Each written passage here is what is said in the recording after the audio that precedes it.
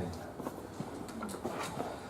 La semaine dernière, nous avions vu la première partie de cette session sur Moïse et la sortie d'Égypte, suivie de l'institution de la Pâque. Donc, après avoir fait un résumé des 4 siècles et un peu plus qui se sont écoulés depuis Abraham, nous avions vu de quelle manière le Seigneur s'y était pris pour préparer Moïse pendant 40 ans de désintoxication mentale pour qu'il oublie toute la sagesse des Égyptiens, qu'il soit bien affaibli à tous les sens du terme pour être propre au service de Dieu, parce que c'est Dieu qui fait l'œuvre. Et ça nous avait également interpellé sur le fait que la chair ne sert à rien, qu'on ne peut pas servir Dieu simplement avec des talents que Dieu nous a donnés. Les dons et les talents sont la meilleure des choses et la pire. Parce qu'un talent déconnecté de Dieu, ça peut faire beaucoup de dégâts. Et c'est pour ça que Moïse était bourré de talent, c'était un savant, on a tendance à l'oublier, on connaît de Moïse le vieillard, usé, le berger, etc. Mais on oublie quand même qu'il a été éduqué à la cour de Pharaon, il a eu les meilleurs enseignements du point de vue de l'époque, bien évidemment. Et nous avions étudié de quelle manière Dieu, très pédagogiquement, prépare l'appel, l'isole, attire son attention, se présente, rattache Moïse à la lignée de son père, Abraham, Isaac, Jacob. Il lui explique la mission, il en décrit les difficultés, il l'encourage, il l'équipe avec sa puissance et ses miracles, le bâton, il l'équipe. Et puis une fois que tout ça est réglé, quand il a traité les différentes objections de Moïse, vous vous rappelez les 5 barrières que Moïse avait dressées, Dieu les a abattues l'une après l'autre, et après il l'a envoyé. C'est le sens de l'apostolat. Un apôtre, c'est un envoyé. Et il faut rattacher ce que nous avions vu la semaine dernière à nos propres vies. Pourquoi Dieu nous a appelés? C'était la réflexion qui devait nous accompagner cette semaine. Aujourd'hui, nous allons voir le deuxième volet de cette session avec, à proprement parler, l'institution de la Pâque. Alors avant de procéder à la lecture, et je pense que... il y a pas mal de lectures cette fois-ci. Il y a pas mal de lectures, mais c'est important, on ne peut pas trop couper dans le vif. Simplement, je voudrais qu'on lise ensemble, je vais le faire avec vous, le résumé des chapitres précédents, parce que entre l'appel de Moïse... juste Thibaut, pour clore oui. sur la partie de la semaine dernière, oui. Il y avait juste une question qui me taraudait, et en plus tu as fait la transition tout à l'heure. Oui. Tu as dit que Dieu a été très pédagogique avec Moïse. Oui. Est-ce qu'on peut dire, en tant que croyant, que Dieu, de manière pédagogique, a permis à Moïse de commettre le meurtre pour justement qu'il soit amené pendant ces 40 ans, enfin l'histoire qu'on a vue la semaine dernière, justement. Est-ce que Dieu a permis ce meurtre-là pour le projet qui est réservé à Moïse? Dans ta question, tu as dit deux questions différentes, parce que tu as utilisé le mot permis en deuxième, et au début, c'est pas permis que tu as dit. Alors, selon le vote que tu vas faire sur la première ou la deuxième option, ma réponse sera différente. Dieu ne provoque pas la main de Moïse pour qu'il devienne un meurtrier. On est bien d'accord. Il est dit que Dieu n'est pas tenté par le mal. Ça ne lui vient même pas à l'esprit. Donc il ne peut pas avoir conçu cela. En revanche, il sait toutes choses. Et il savait que Moïse, qui était un impétueux, qui était prestigieux, qui pensait probablement avoir tous les droits en tant que fils adoptif de Pharaon, il savait qu'il a commis cela. Mais Dieu se sert de toutes nos circonstances pour aller toujours dans le sens du bien, mais toutes. Et par rapport à cette question, je me rappelle que Stéphanie qui avait posé la question, une question à peu près similaire, et donc je vais faire la même réponse que je lui avais faite il y a quelques semaines. C'est l'exemple de Joseph, qui est passé par beaucoup de souffrances, de rejet, d'incompréhension, de trahison, etc. Et à la mort de Jacob, à la toute fin, malgré les bontés dont il a fait preuve envers ses frères, où il s'est montré vraiment bienveillant et il a écarté tout danger, toute amertume, tout esprit de revanche, malgré tout, ses frères avaient encore peur de lui. Et quand les frères de Joseph virent que leur père était mort, Genèse 50, verset 15, ils dirent, si Joseph nous prenait en haine et nous rendait tout le mal que nous avons fait. Ils ont encore le doute. Et ils firent dire à Joseph, ton père a donné cet ordre avant de mourir, ce qui n'est pas vrai. Vous parlerez ainsi à Joseph, oh, pardonne le crime de tes frères et leurs péchés, car ils t'ont fait du mal. Pardonne maintenant leurs péchés, les péchés des serviteurs du Dieu de ton père. Joseph pleura en entendant ces paroles, même si c'est eux qui l'ont inventé, il était sensible. Et qu'est-ce que dit Joseph comme réponse? Il leur dit, soyez sans crainte, vous aviez médité de me faire le mal. Dieu l'a changé en bien pour accomplir la grande délivrance que vous voyez aujourd'hui. Donc il ne provoque pas, mais Dieu excelle à prendre les circonstances de nos vies, tout ce qui est péché, et il transforme tout ça par la croix. Il ne faut pas l'oublier, ça passe par la croix de Christ, et il transforme toujours pour le bien, toujours pour le mieux. C'est étonnant tout ce qu'on va apprendre plus tard, comment le Seigneur réalise son plan malgré nous. Malgré nous. Moïse obéit à la voix de l'Éternel et se présente à de multiples reprises devant Pharaon. Pour appuyer les paroles de Moïse, Dieu frappe l'Égypte par des fléaux de plus en plus terribles et toujours surnaturels. Chacun de ces fléaux frappe une idole du panthéon égyptien. L'Éternel montre ainsi qu'il est au-dessus de toutes les idoles et qu'il est le seul véritable Dieu. Et j'ai mis en tête du chapitre 2 versets que nous avions déjà vus, Exode 12, 12, qu'on va lire d'ailleurs, où il dit « J'exercerai des jugements contre tous les dieux de l'Égypte ». C'est repris dans Ésaïe 19, verset 1, où le prophète Ésaïe revit, du verbe vivre, revit de façon prophétique un événement qui a eu lieu 600 ans avant lui. Il voit ce qui se passe dans les lieux célestes. Le prophète ne fait pas qu'annoncer l'avenir, ça je vous le dis tout de suite. Si vous résumez un prophète à l'annonce de l'avenir, vous donnez la définition des devins ou des médiums ou de je ne sais quoi. Il donne des événements dans l'avenir, quelqu'un a estimé ça à 10 à 12% des prophéties annoncent l'avenir. Tout le reste, le but du prophète, c'est ramener le peuple dans le cœur de Dieu. C'est uniquement leur but. Et ils peuvent revisiter le passé. Ils peuvent revisiter le passé. C'est ce que fait Ésaïe ici. Il dit, l'Éternel monte un nuage rapide, il vient en Égypte. Les faux dieux de l'Égypte tremblent devant lui et les Égyptiens perdent courage. Il est en train de dire qu'il y a un combat dans les lieux célestes. Lisez Daniel, vous verrez comment Ange Gabriel il a été confronté au roi de la Perse. Il a été retardé dans sa réponse. Il se passe beaucoup de combats dans les lieux célestes et c'est ça qu'on voit ici. Donc voilà la situation. On aurait pu les étudier aussi en détail, mais il faut qu'on arrive à l'essentiel, c'est-à-dire la Pâque. Alors, on va commencer à lire. Je vais lire jusqu'à la fin du chapitre 11, et puis après, on va enchaîner. Je ne sais pas où est le micro, Camille, je te laisse gérer, tu veux bien. Donc, je prends le chapitre 10, mais à partir du verset 27. L'Éternel endurcit le cœur de Pharaon, et Pharaon ne voulut point les laisser aller. Pharaon dit à Moïse, « Sors de chez moi, garde-toi de paraître encore en ma présence, car le jour où tu paraîtras en ma présence, tu mourras. » « Tu l'as dit, répliqua Moïse, je ne paraîtrai plus en ta présence. L'Éternel dit à Moïse, je ferai venir encore une plaie sur Pharaon et sur l'Égypte. Après cela, il vous laissera aller, partir d'ici. Lorsqu'il vous laissera tout à fait aller, il vous chassera même d'ici. Parle au peuple, pour que chacun demande à son voisin, et chacune à sa voisine, des vases d'argent et des vases d'or. L'Éternel fit trouver grâce au peuple aux yeux des Égyptiens. Moïse lui-même était très considéré dans le pays d'Égypte aux yeux des serviteurs de Pharaon et aux yeux du peuple. Moïse dit, « Ainsi parle l'Éternel. Vers le milieu de la nuit, je passerai au travers de l'Égypte.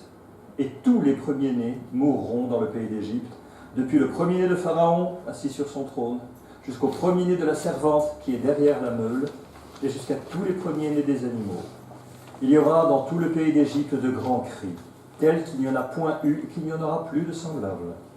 Mais parmi tous les enfants d'Israël, depuis les hommes jusqu'aux animaux, pas même un chien ne remuera sa langue, afin que vous sachiez quelle différence l'Éternel fait entre l'Égypte et Israël. Alors, tous tes serviteurs que voici descendront vers moi et se prosterneront devant moi en disant « Sors, toi et tout le peuple qui s'attache à tes pas. Après cela, je sortirai. » Moïse sortit de chez Pharaon dans une ardente colère. L'Éternel dit à Moïse, Pharaon ne vous écoutera point, afin que mes miracles se multiplient dans le pays d'Égypte. Moïse et Aaron firent tous ces miracles devant Pharaon, et l'Éternel endurcit le cœur de Pharaon, qui ne laissa point aller les enfants d'Israël hors de son pays. Quelqu'un enchaîne? L'Éternel dit à Moïse et à Aaron dans le pays d'Égypte: ce mois-ci sera pour vous le premier des mois. Ce sera pour vous le premier des mois de l'année. Parlez à toute l'assemblée d'Israël et dites: le 10e jour de ce mois, on prendra un agneau pour chaque famille, un agneau pour chaque maison. Si la maison est trop peu nombreuse pour un agneau, on le prendra avec son plus proche voisin, selon le nombre de personnes.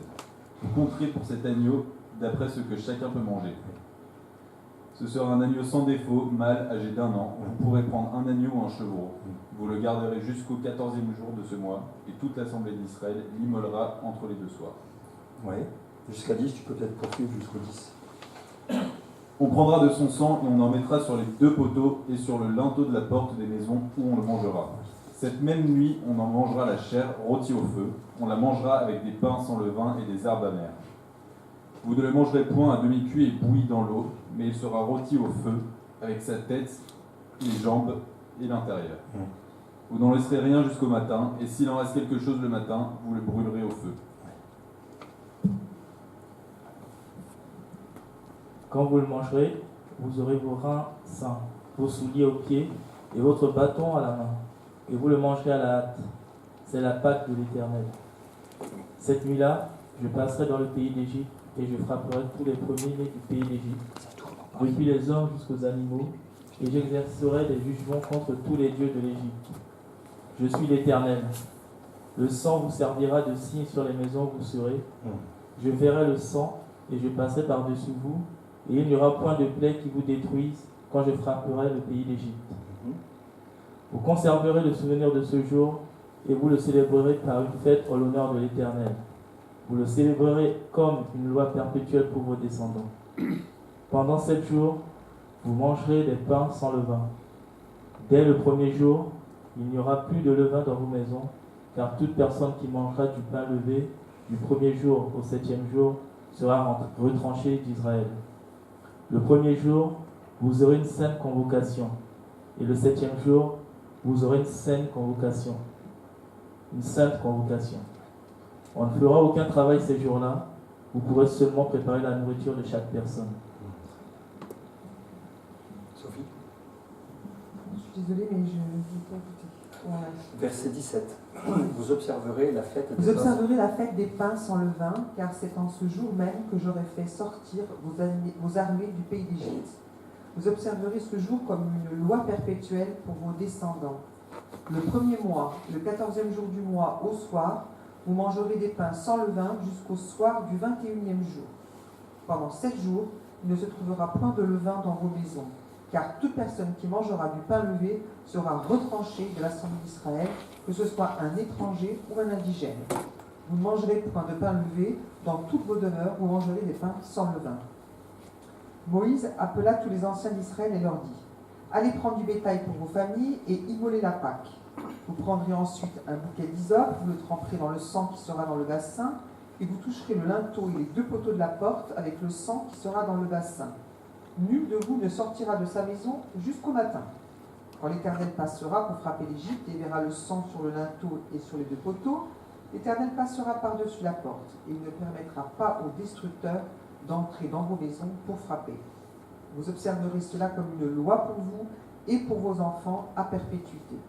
Quand vous serez rentrés dans le pays que l'Éternel vous donnera, selon sa promesse, vous observerez cet usage sacré. Et lorsque vos enfants vous diront: que signifie pour vous cet usage? Vous répondrez: c'est le sacrifice de Pâques en l'honneur de l'Éternel qui a passé par-dessus les maisons des enfants d'Israël en Égypte. Lorsqu'il frappa l'Égypte et qu'il sauva nos maisons, le peuple s'inclina et adora. Et les enfants d'Israël s'en allèrent et firent ce que l'Éternel avait ordonné à Moïse et à Aaron. Ils firent ainsi. Au milieu de la nuit, l'Éternel frappa tous les premiers-nés dans le pays d'Égypte, depuis le premier-né de Pharaon, assis sur son trône, jusqu'au premier-né du captif dans sa prison, et jusqu'à tous les premiers-nés des animaux. Pharaon se leva de nuit, lui et tous ses serviteurs, et tous les Égyptiens. Et il eut de grands cris en Égypte, car il n'y avait point de maison où il y est un mort. Dans la même nuit, Pharaon appela Moïse et Aaron et leur dit, « Levez-vous, sortez du milieu de mon peuple, vous et les enfants d'Israël. Allez, servez l'Éternel comme vous l'avez dit. Prenez vos brebis, vos bœufs, comme vous l'avez dit. Allez et bénissez-moi. » Les Égyptiens pressaient le peuple et avaient hâte de le renvoyer du pays, car ils disaient, nous périrons tous. Le peuple emporta sa pâte avant qu'elle fût levée. Ils enveloppèrent les pétrins dans leurs vêtements et les mirent sur leurs épaules. Les enfants d'Israël firent ce que Moïse avait dit, et ils demandèrent aux Égyptiens des vases d'argent, des vases d'or et des vêtements. L'Éternel fit trouver grâce au peuple aux yeux des Égyptiens, qui se rendirent à leur demande, et ils dépouillèrent les Égyptiens. Les enfants d'Israël partirent de Ramsès pour Sukkot, au nombre d'environ 600 000 hommes de pied, sans les enfants. Une multitude de gens de toute espèce montèrent avec eux. Ils avaient aussi des troupeaux considérables, des brebis et des bœufs. Ils firent des gâteaux cuits sans levain, avec la pâte qu'ils avaient emportée d'Égypte, et qui n'était pas levée, car ils avaient été chassés d'Égypte, sans pouvoir tarder et sans prendre de provisions avec eux. Le séjour des enfants d'Israël en Égypte fut de 430 ans. Et au bout de 430 ans, le jour même, toutes les armées de l'Éternel sortirent du pays d'Égypte. Cette nuit sera célébrée en l'honneur de l'Éternel, parce qu'il les fit sortir du pays d'Égypte. Cette nuit sera célébrée en l'honneur de l'Éternel par tous les enfants d'Israël et par leurs descendants. L'Éternel dit à Moïse et à Aaron, « Voici une ordonnance au sujet de la Pâque, aucun étranger n'en mangera. Tu circonciras tout esclave à qui a pris l'argent, alors il en mangera. L'habitant et le mercenaire n'en mangeront point. On ne la mangera que dans la maison. Vous n'emporterez point de chair hors de la maison, et vous en briserez aucun os. » Toute l'assemblée d'Israël fera la Pâque. Si un étranger en séjour chez toi veut faire la Pâque de l'Éternel, tout mâle de sa maison devra être circoncis. Alors il s'approchera pour la faire, et il sera comme l'indigène. Mais aucun incirconcis n'en mangera. La même loi existera pour l'indigène comme pour l'étranger en séjour au milieu de toi. Tous les enfants d'Israël firent ce que l'Éternel avait ordonné à Moïse et à Aaron. Ils firent ainsi. Et ce même jour, l'Éternel fit sortir du pays d'Égypte les enfants d'Israël selon leur armée. Voilà. Bon, il était un peu difficile de couper dedans pour alléger, il fallait vraiment tout lire. Puis de toute façon, c'est pas un problème de tout lire. C'est pas fastidieux. Bien. Alors, simplement pour l'épisode des fléaux, qu'on appelle les plaies d'Égypte, communément les plaies d'Égypte, je voulais juste vous montrer que chacune d'elles a un sens particulier. En effet, à chaque fois qu'une plaie s'abat sur l'Égypte, elle vise une ou plusieurs divinités spécifiques du panthéon égyptien. Par exemple, le bâton changé en serpent, ça attaque le dieu Apophis. Je vais vous montrer ça dans une seconde. L'eau changée en sang, ça attaque 4 divinités, Osiris, Hapi, Atmehit et Khnum, le dieu Khnum. L'invasion des grenouilles, c'est Aeket ou Ek. Les poules et puces, les insectes qui sortent de la poussière, c'est le dieu Seb et Selket. Les mouches venimeuses, c'est Atkok, Ibat. La mortalité du bétail, c'est Apis, Essat et Boukis, le taureau avec... les ulcères, les pustules, c'est le dieu Typhon ou Asclépios, c'est devenu le Esculape des latins. La grêle, c'est le dieu Chou et Tefnout. Les sauterelles, ça attaque le dieu Sérapis et Mépris. Les ténèbres, ça attaque le dieu Soleil, Ra, la lumière, Apis, Horus et Mahat, qui sont tous des divinités de l'équilibre, de l'harmonie, de la lumière, de la justice. Et la mort de tous les premiers-nés, c'est tous les dieux en même temps, et le pharaon qui lui-même se divinisait. C'est pour ça que les 2 versets qui précédaient, ils s'attaquent au dieu de l'Égypte. Non pas au dieu de l'Égypte comme si une idole était quelque chose, mais il y a des dominations et des autorités dans les lieux célestes derrière ces différentes idoles. Alors, j'ai trouvé des illustrations, des photos du Louvre et d'ailleurs. Il y en a juste une que je n'ai pas eu le temps de retrouver parce qu'elle n'existe que dans un livre que j'ai. Il fallait que je le scanne, que je l'intègre, je n'ai pas eu le temps de le faire. C'est la mouche ici. Voilà, je vous en reparlerai dans une seconde. Alors, voilà. Apophis, c'est un dieu représenté comme un serpent. C'est pour ça que quand il change le bâton en serpent et le serpent en bâton, c'est typiquement cette divinité qui est ciblée. Osiris, Hapi et Atmérite, c'est le Nil. Vous avez vu cette divinité, elle a un poisson sur la tête. Donc tous les poissons qui meurent parce que l'eau a été changée en sang, ils finissent par être sur le dos. On disait aussi que le sang du Nil, c'était le sang d'Osiris. Eket et Haeket, c'était la déesse grenouille. Vous la voyez représentée ici. Parfois, elle a un corps humain et avec une tête de batracien au-dessus de la tête. Alors j'ai effectivement aussi... voilà. Je ne rentre pas trop dans le détail, je veux juste passer ça rapidement. Je pourrais vous dire les prérogatives de chacune de ces idoles. Ce n'est pas utile pour le moment. Alors, Seb et Selket. Alors Selket, c'est représenter une déesse avec un corps de scorpion piquant, mais aussi comme une guêpe que vous avez à droite. Et quant au dieu Seb, c'est celui qui est là, entre ici, la déesse représentant le ciel et le dieu représentant la terre.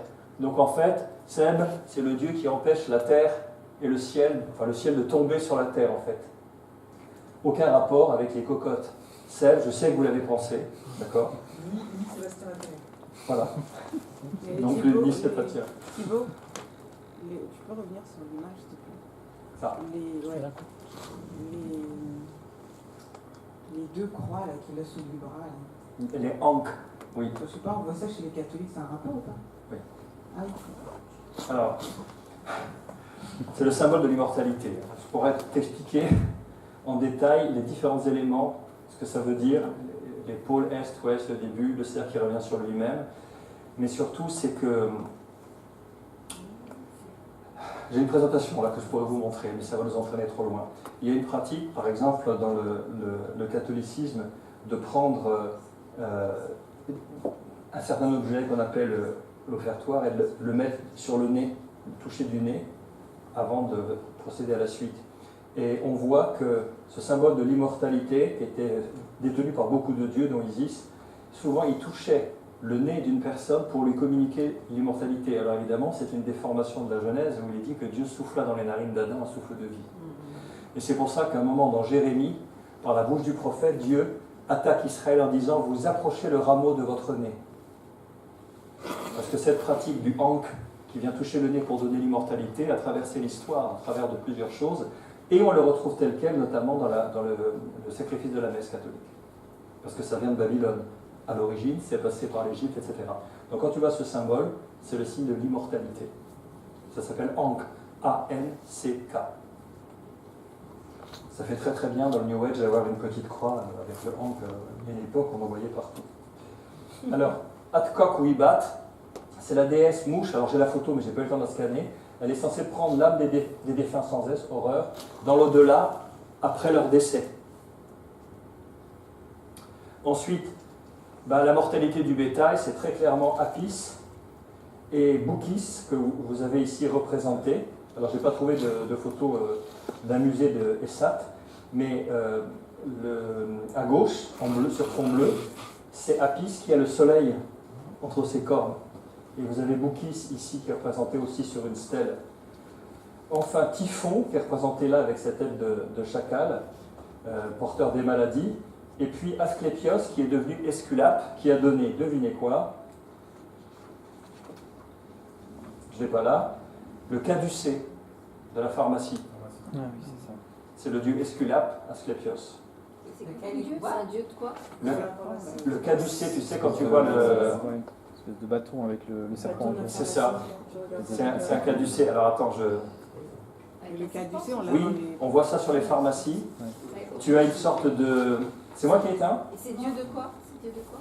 Alors, c'est un dieu qui, soi-disant, guérissait les gens. Ce qui se passait, c'est que dans les temples, à l'époque, et ça a continué jusqu'en Grèce, hein, et même chez les latins, puisque Asclépios est devenu Esculape, il y avait des serpents qui étaient laissés en liberté dans les temples. On prenait les malades sur des... Voilà, ça. Même dans les professions médicales. Même dans les professions. Et tout ce qui est profession médicale, ça c'est Ici, c'est l'ordre des pharmaciens, là, ça, 2017. Ça, c'est l'ordre des médecins. Voilà, tiens, les infirmières sont à domicile. Tiens, voilà, c'est marqué là en plus, j'ai pas de mérite, c'est écrit ici. Pharmacien. Et on prétendait qu'on mettait les malades sur des grabats dans le temple, et on prétendait la nuit que les serpents leur montaient dessus et les guérissaient. C'est pour ça qu'on a le symbole du serpent. Et il y a une des lettres aux églises d'Asie aussi qui est en relation avec ça dans l'Apocalypse. Donc, vous voyez, quand on dit qu'on est dans une époque hyper rationnelle, dirigée par des énarques, des gens, etc., tout est occulte. Si vous faites un tour à Paris, vous allez marcher sur les Champs-Élysées, qui est le séjour des morts des Grecs. Vous avez l'obélisque. Vous avez les statues de Cybèle aux quatre angles de la place de la Concorde. Les hommes célèbres sont au Panthéon. Tout est occulte dans Paris. Il y a beaucoup plus encore que vous pouvez l'imaginer. Il y a une géométrie occulte franc-maçonne extrêmement stricte. On ne sait pas, par exemple, que la place de l'Étoile est un zodiaque. Et qu'au-dessus de l'Arche de la Défense, vous avez un zodiaque aussi qu'on ne connaît pas, on ne le voit pas. Si on n'est pas, entre guillemets, initié, il y a un zodiaque. Et que de la pyramide du Louvre jusqu'à l'Arche de la Défense, c'est l'histoire d'Osiris. On appelle ça la voie triomphale. C'est entièrement décodé en langage ésotérique, la naissance d'Osiris, comment il a été tué par Seth, dépecé, reconstitué, et qu'il entre dans sa destinée en passant par le portail des enfers, c'est-à-dire l'Arche de la Défense. Tout ça est savamment orchestré, c'est ce qu'on appelle la géométrie sacrée. Géométrie sacrée, occulte en tout cas. Hein. Donc voilà, Typhon et Asclépios. Donc le Esculape, là je vous ai fait une médaille très très ancienne, et après chez les Latins, comment il est devenu Esculape, toujours avec le serpent autour du bâton. Hein.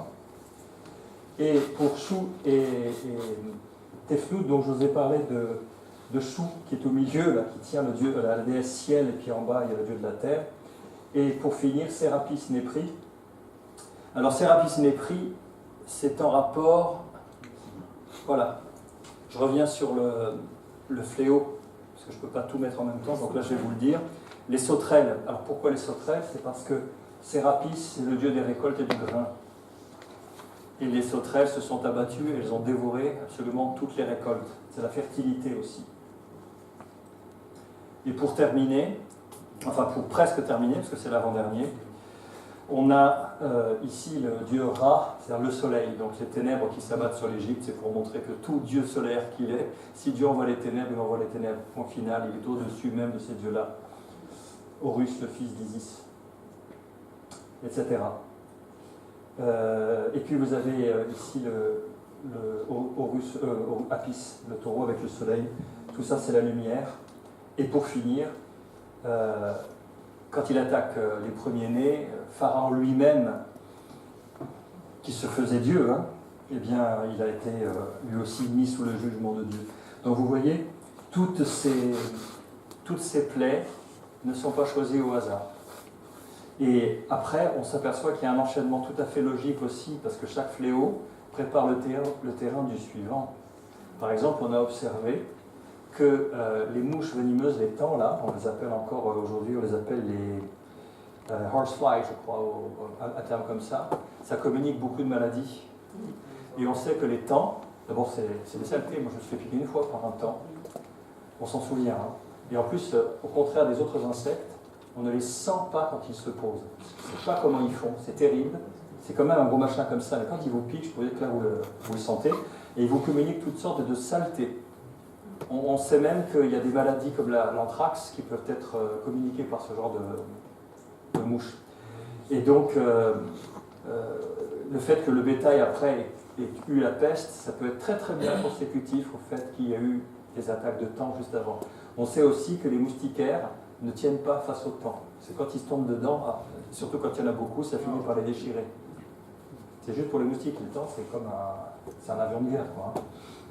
Et puis les maladies, les ulcères, ben, ça peut être consécutif aussi aux millions de grenouilles qui ont pourri, et comme ils marchaient pieds nus souvent, ils marchaient sur un sol gangréné, avec des cadavres dans lesquels justement les mouches pouvaient pondre. Donc par les pieds, on sait très très bien qu'on attrape beaucoup de maladies.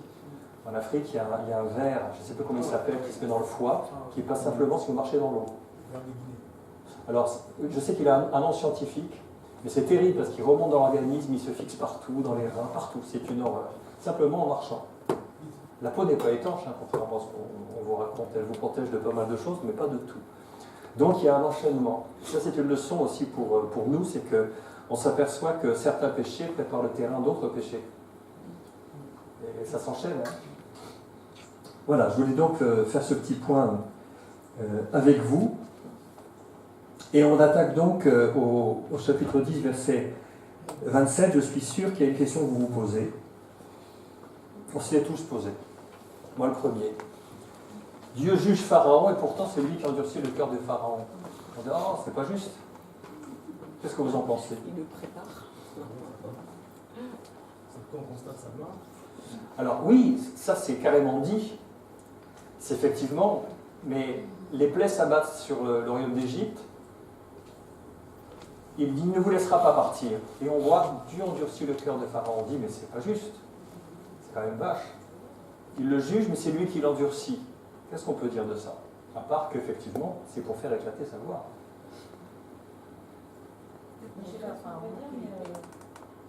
Le texte d'aujourd'hui correspond exactement à la Bible.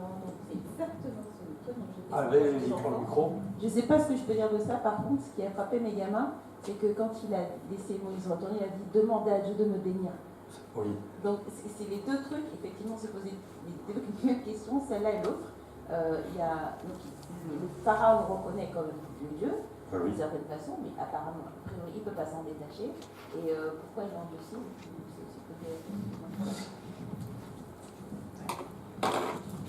Et peut-être que ce n'était pas Dieu qui disait je vais faire le cœur de Pharaon plus dur.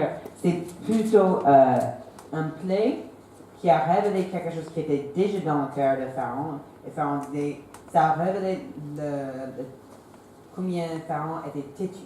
Donc à chaque fois, ça a révélé un peu plus ce qui était vraiment Pharaon, combien il tenait vraiment à ses dieux, combien il tenait, jusqu'à ce qu'il ne pouvait plus tenir. Donc du coup, c'est peut-être pas Dieu qui l'endurcit, c'est davantage, c'est juste le plaie qui révélait le Dieu qui était déjà là. Eh bien, c'est d'autant plus vrai que nous lisons au chapitre 7 de l'Exode. Je vais le lire, vous pouvez juste noter le... Ce n'est pas dans votre guide, hein, dans votre livret, mais vous pouvez le noter dans la marge, hein, c'est fait pour ça. 7,14. L'Éternel dit à Moïse, Pharaon a le cœur endurci.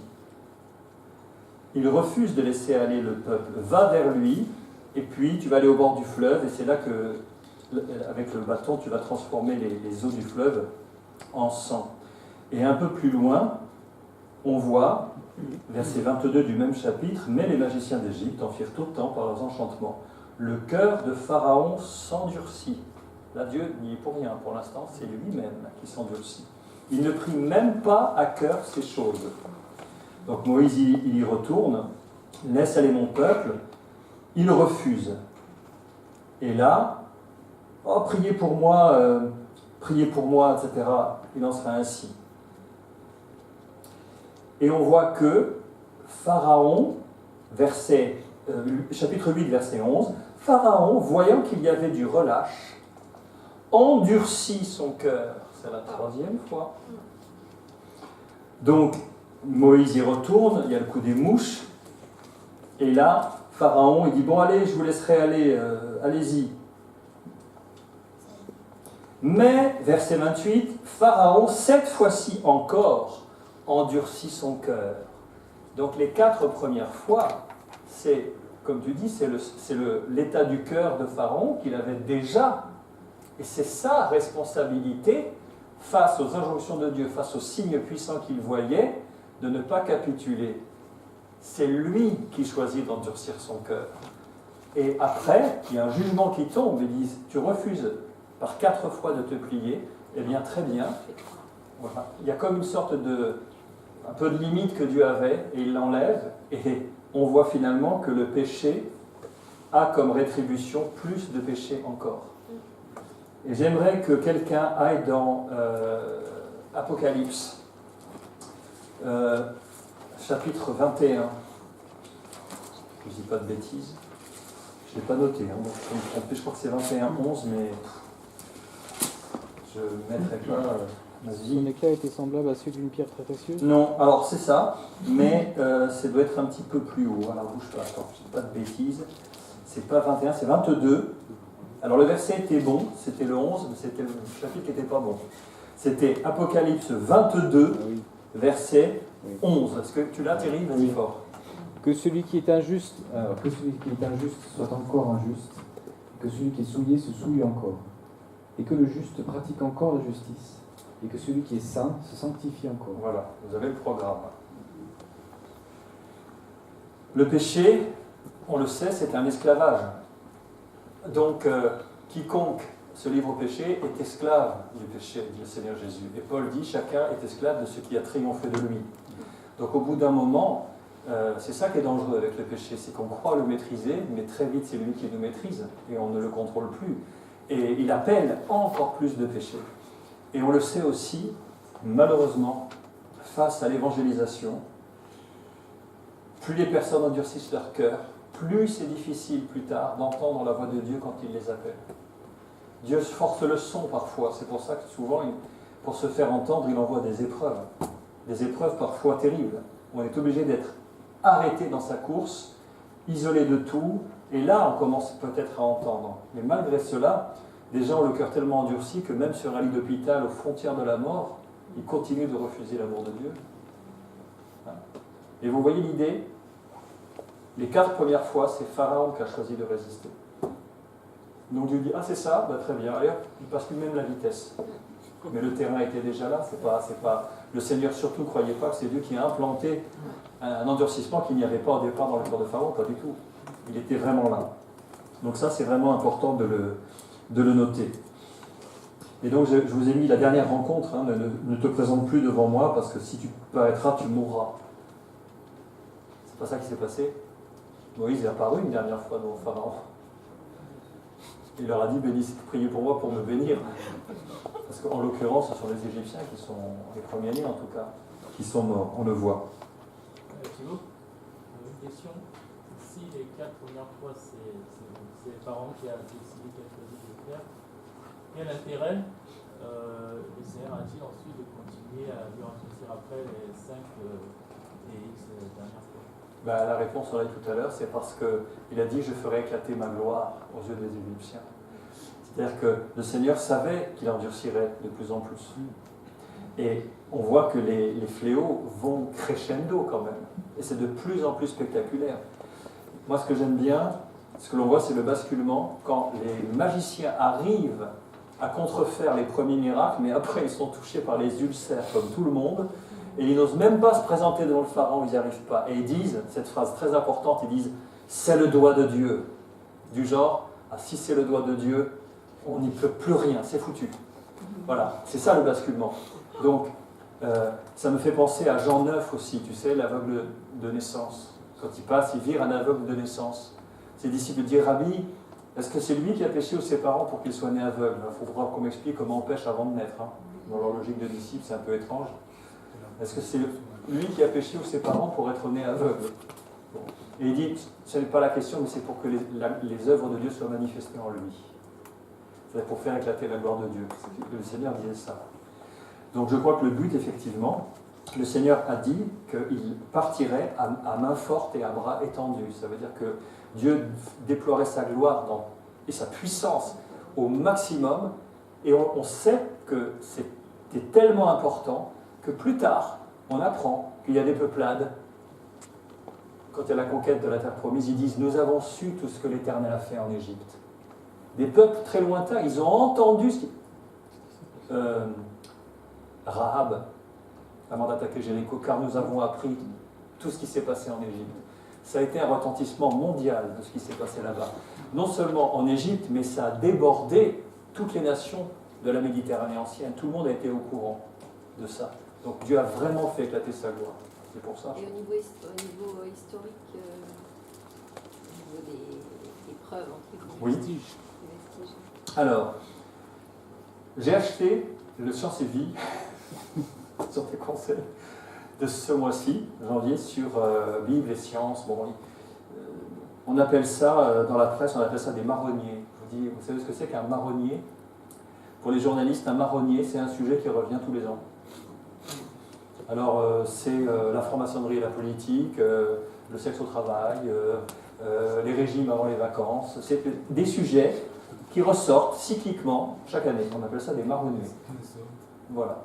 Vous verrez, hein, ça se vérifie. Hein. Bon, ben là, j'en ai plusieurs des sciences et vie sur ces sujets-là. Et les hommes veulent absolument tout expliquer naturellement. Donc, ils nous expliquent que c'était l'éruption d'un volcan qui a projeté des cendres. Enfin, ils partent dans des scénarios.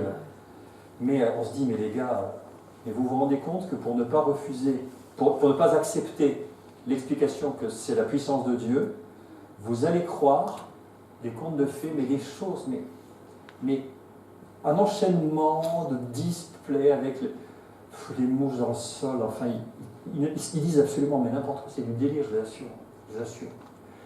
Bon, bref, donc scientifiquement, les preuves, archéologiquement, il ne reste rien de ces fléaux-là. La grêle, ça fond, on ne sait pas, tu comprends. Simplement, on a ce récit-là, quoi. C'est la seule chose qu'on peut dire de ça. Mais, par exemple, j'étais au Louvre cette semaine, Au et Louvre. moi, je me demandais, est-ce qu'il y a des choses qui restent, ou des récits Autre que la Bible, là-dessus? Oui, parce qu'ils font plein d'histoires. Ouais, ils racontent plein d'histoires dans leurs images. Donc, oui. Est-ce qu'on n'a pas trouvé quelque chose chez eux? Par ma connaissance. Est-ce que dans la cour de Pharaon, il y a eu des chroniques qui ont relaté ces événements? Alors, il faut que vous sachiez une chose, c'est que l'histoire est toujours écrite par les vainqueurs. Et c'est toujours glorieux. Donc un épisode aussi noir et aussi honteux et aussi désastreux pour l'Égypte, ils ne vont certainement pas le relater. C'est très rare. Hein. Par exemple, on a retrouvé des preuves des guerres bibliques du temps de certains rois. Par exemple, dans des annales historiques à Babylone et ailleurs, on a les noms d'Ézéchias, on a des noms comme ça, mais à chaque fois quand ils ont été battus. Pas quand ils ont été vainqueurs. Voilà. Pour trouver les guerres victorieuses, on les a dans la Bible. Et c'est comme ça. L'histoire est toujours écrite par les vainqueurs, par les hommes et pas par les femmes. Toi aussi. Après, aujourd'hui, de nos jours, je me rappelle, j'étais en 6e, donc ça date. Ce qui me frappe quand même, c'est que je me rappelle dans mon livre d'histoire, le nombre de chapitres qu'il y avait sur l'Égypte, le nombre de trucs que j'ai dû apprendre par cœur, tout ça, avec des significations, parce que c'était dans mon contrôle. Et je regarde aujourd'hui ce qu'il y a sur le versant, entre guillemets, biblique, je vais chercher, quoi. Oui, oui. Je dis juste, c'est quand même, c'est pernicieux. Donc, dans le système, on ne se rend pas compte comment d'aller à l'école, enfin, les choses qui sont en Suisse, qu'on est obligé d'apprendre, entre guillemets. Mais c'est pas le pire. Et on n'y est pas, on est confronté très On n'a pas le choix. En revanche, la Bible, bien écartée. Hein. Tout à fait. Qu'est-ce qu'on a vu là récemment pour les petits? Des trucs de haute sorcellerie, hein, de haute magie. Carrément dans les manuels scolaires et tout. Hein. Dans les petites classes. Je crois qu'il y a des parents qui sont énervés il n'y a pas très longtemps dans une école parce qu'on a fait venir un monsieur pour faire un spectacle sans les prévenir. En fait, ça mettait en scène un couple homosexuel. Alors, quelles que soient les considérations des parents, ils n'ont pas été contents, mais c'est passé comme ça, quoi. Et moi, ma fille me demande depuis 2 semaines, oui, une fille qui embrasse une fille, qu'est-ce que ça fait? Si, et les 2 filles peuvent avoir un enfant, et je suis obligée de l'expliquer de 6 ans, quoi. Parce que pour elle, elle ne comprend pas que moi je n'admets pas, toute grande que je suis, que si on peut être de même sexe, avoir des enfants. Et elle me le dit vraiment, et j'ai l'impression que. Il faut voir la pression aussi qu'on met sur les profs. C'est fou. Voilà. Et même des parents donc, qui n'ont aucune. Qui ne se proclament ni ça les a choqués. Donc il y a même des choses qui sont maintenant à l'insu de nous, à notre insu. Pour rassurer. Alors je suis en train de lire un livre que je vous recommande, encore un, qui s'appelle Le pire des mondes, de Natacha Polony. Oui. Comité Orwell.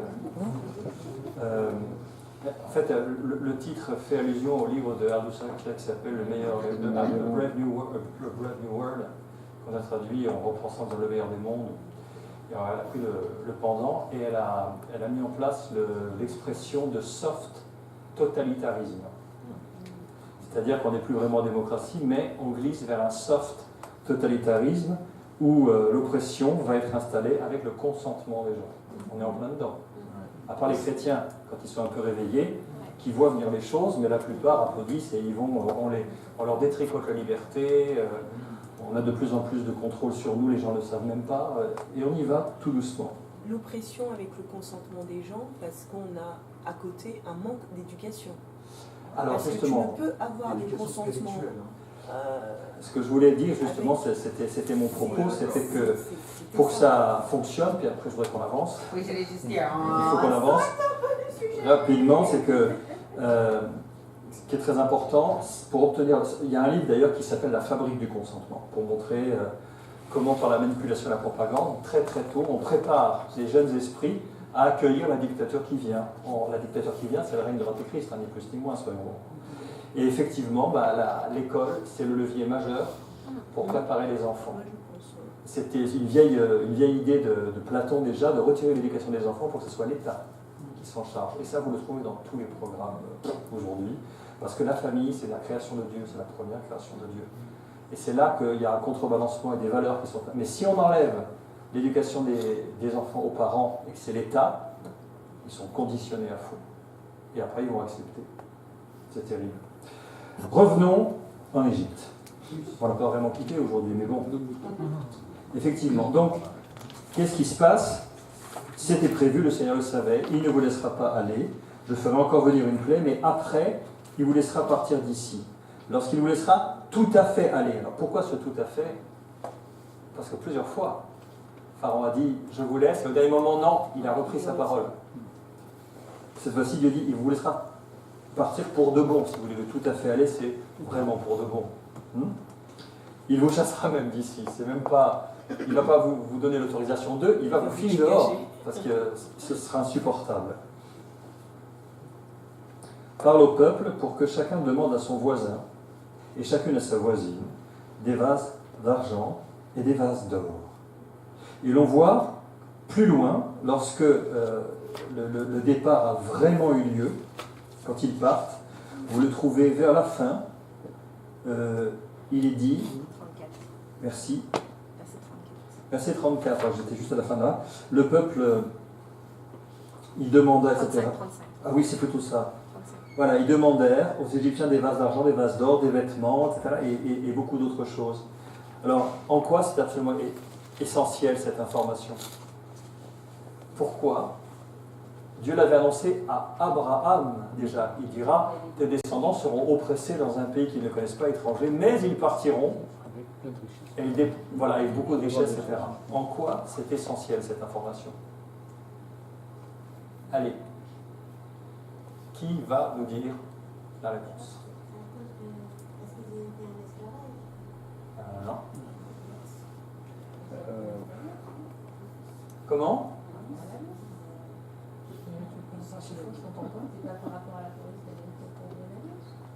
Non. C'est que grâce à ça, ils ont eu le matériel pour fabriquer le tabernacle dans le désert. Sinon, ils n'auraient rien eu. D'où croyez-vous qu'est sorti l'or qui couvrait les parois, et les tentes, et le lin, et le byssus, et les reins, et l'argent, qui servait de base aux colonnes? D'où c'est sorti ça? Ils ont dépouillé les Égyptiens, ça a fourni le matériau pour construire plus tard le tabernacle. Malheureusement aussi le veau d'or. Et le veau d'or. Alors le veau d'or, on ne l'étudiera pas, mais le veau d'or, tiens, il y en a dans mon dos là. Parce que quand on représente le veau d'or, j'ai regardé un peu plusieurs illustrations, y compris l'Encyclopédia Judaïca, il représente vraiment, comment il s'appelle, Apis, avec le soleil entre les cornes. Donc ils ont emporté leurs idoles avec eux, en fait, dans leur cœur, c'est ce qu'on voit. Et vous savez, juste une petite info en passant, et donc la chose la plus importante qu'il faudrait retenir de tout le plan du salut, c'est ce que je viens de dire juste maintenant. Non, j'avais dit l'essentiel, c'est juste pour mettre un petit coup de pression. Qu'est-ce que j'ai raté? Qu'est-ce que j'ai raté? Oui. Stress là, Thibaut. Si Dieu a fait tout ça, on est passé par tout ce passage. Oui. Les, tout ça. Oui. C'est pas pour montrer ce peuple qui était têtu. qui était vraiment Dieu vivant. Ah, le peuple d'Israël, tu parles à ce moment-là. Ben, Dieu s'est manifesté comme étant le Seigneur pour tout le monde. Pour tout le monde. À la différence tout de même, c'est que pour l'Égypte, ils ne connaissaient pas. Alors que le peuple d'Israël, quand même, ils enseignaient à leurs enfants, aux enfants de leurs enfants, il y avait une connaissance. Mais qu'était-elle devenue après tant d'années d'oppression? Pas grand-chose. Effectivement, ça a aussi boosté leur foi. Ils se sont rendus compte qu'ils étaient le peuple de ce Dieu-là. Et ça a dû avoir un impact sur eux aussi. Parce que malgré ça, nous allons faire. J'ai vu, hein. Tout le temps, mais pendant 40 ans, c'était l'horreur. C'était l'horreur. Émilie. Donc, quel était le veau d'or du coup que les Israélites ont créé? Est-ce que c'était un de ces dieux que... Oui, c'était probablement le Apis que tu vois dans mon dos là ici, avec le disque solaire là, ou Boukis, qui est l'autre taureau qu'on avait vu ici. Donc du coup, ils n'ont pas appris que Dieu est tellement meilleur que celui-là. Parce que certains disent, ils ont représenté un Baal. Mais Baal, c'est la Phénicie. C'est venu bien après. Donc, un veau d'or, c'est plutôt ça que l'on voit là. C'est ça qu'ils ont plutôt fait. Thierry. Donc, ce retient, toi, des majeurs qu'il faut qu'on retienne, là, c'est qu'ils sont partis donc, du peuple du pays d'Égypte pour construire le tabernacle. Et avec les richesses, Dieu a permis qu'ils partent avec toutes les richesses pour construire le tabernacle qui était fait pour rencontrer Dieu et puis pour louer Dieu et pour être un lieu de rencontre. Donc c'est une image qu'il faut qu'on retranscrive dans notre vie. C'est ça ce que tu dis, c'est l'idée à retenir. C'est-à-dire qu'on a été sauvés de notre Égypte à nous pour pouvoir amener les richesses que l'on a dans notre vie dans le lieu de rencontre avec Dieu, qui est le tabernacle. Et le tabernacle, c'est quoi? Enfin, c'est quelque part, c'est un peu... Le tabernacle, c'est Christ. C'est l'Église, c'est nous qui sommes le représentant de la présence de Dieu sur terre. Le tabernacle, on a 2 rencontres uniquement dessus, et j'amènerai une maquette du tabernacle avec les objets du tabernacle en métal fondu, en or, enfin, pas en vrai or. Hein. Mais enfin, c'est... Tu as ça chez toi? Oui, j'ai ça chez moi. C'est ça. Et non, mais c'est au moins c'est concret. On peut toucher, on peut voir le coffre de l'Arche de l'Alliance avec les 2 chérubins, on peut ouvrir le coffre. Il y a le bâton d'Aaron, il y a les pains, il y a la manne qui est représentée dans le pot, il y a tout. Et on voit, on s'est bien fait suer à le monter d'ailleurs avec Sophie, parce qu'à un moment il faut faire un travail de couture, moi j'y arrive pas, donc c'est Sophie qui a passé les cordonnets dans les pots, oui. Et puis après il a fallu peindre. Je ne raconte pas. Voilà, mais au moins c'est concret et on va voir en détail la symbolique de.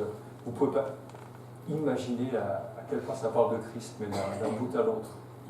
Donc effectivement, là tu as un petit peu anticipé Thierry, en quoi le texte ci-dessus vous concerne-t-il? C'est vrai, on va en parler dans une seconde. Hein. Je reviens en arrière. Voilà. Pouf.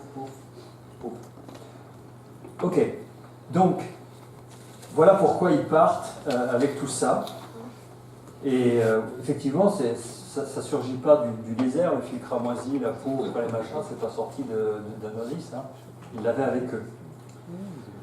Et vous voyez qu'il est dit que l'Éternel fit trouver grâce au peuple aux yeux des Égyptiens. Moïse lui-même était très considéré dans le pays d'Égypte, aux yeux des serviteurs de Pharaon et aux yeux du peuple. Donc là, si vous vous rappelez bien, comment Moïse avait évité l'appel qui lui a été donné. Quelle est la première question qu'il avait dit à Dieu? Quand Dieu lui a dit tu iras, machin, il a dit qui suis-je pour parler à Pharaon? Regardez, Moïse lui-même était très considéré dans le pays d'Égypte. S'il y avait des anciens, le nom de Moïse leur était connu. S'il y avait des anciens de la cour de Pharaon, Pharaon lui il est mort. Celui qui avait connu, il est mort. Mais peut-être qu'il avait dans sa cour, il y avait peut-être des jeunes qui avaient été élevés en même temps que Moïse, ou qui étaient même encore plus jeunes, qui l'ont connu plus tard, et qui peuvent perpétuer son souvenir. Ils savaient qui était Moïse. Mais il a été élevé aussi aux yeux d'Israël, c'est important parce que ça a été le conducteur du peuple plus tard. Alors, ça me permet juste de vous mettre une petite parenthèse importante. On a souvent une mauvaise interprétation du leadership dans l'Église, vous savez. Il y a un apprenti tyran en Grèce, alors j'ai oublié son nom, Lysanias, quelque chose comme ça. Il était à la tête d'une cité-État, il est allé voir un vieux tyran pour prendre des conseils, en lui disant comment dois-je faire pour diriger le peuple. Et le vieux tyran, il a pris sa canne, il lui a dit suis-moi. Et il l'a amené dans un champ de blé. Et tous les épis de blé qui dépassaient, il lui a dit voilà comment il faut faire. Pas de tête qui dépasse, comme ça c'est. Or, dans la parole de Dieu, on voit que c'est le Seigneur lui-même qui élève l'un ou qui rabaisse l'autre. Il a dit à Josué, aujourd'hui je vais te rendre grand aux yeux d'Israël pour qu'ils aient la crainte de toi comme il l'avait de Moïse. C'est Dieu qui a élevé Josué. Et dans une prière, dans un psaume, David dit « Je deviens grand par ta bonté ». Quand c'est Dieu qui élève, il n'y a rien de mal à ça. Mais si c'est soi-même qui s'élève, là, il y a un problème. Vous avez 3 types d'appels. Vous avez les gens autoproclamés. Absalom en est un exemple. Si je reste, oui, il y en a beaucoup, je ne donnerai pas de nom, mais juste dans la périphérie biblique, Absalom est typiquement l'autoproclamation, l'appel autoproclamé. Ensuite, vous avez ceux qui sont levés par les hommes.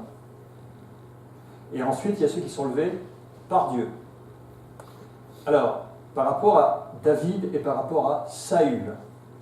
Saül, déjà, c'est une anomalie dans le parcours. Pourquoi? Parce que le roi, il l'avait déjà, Israël. C'était qui?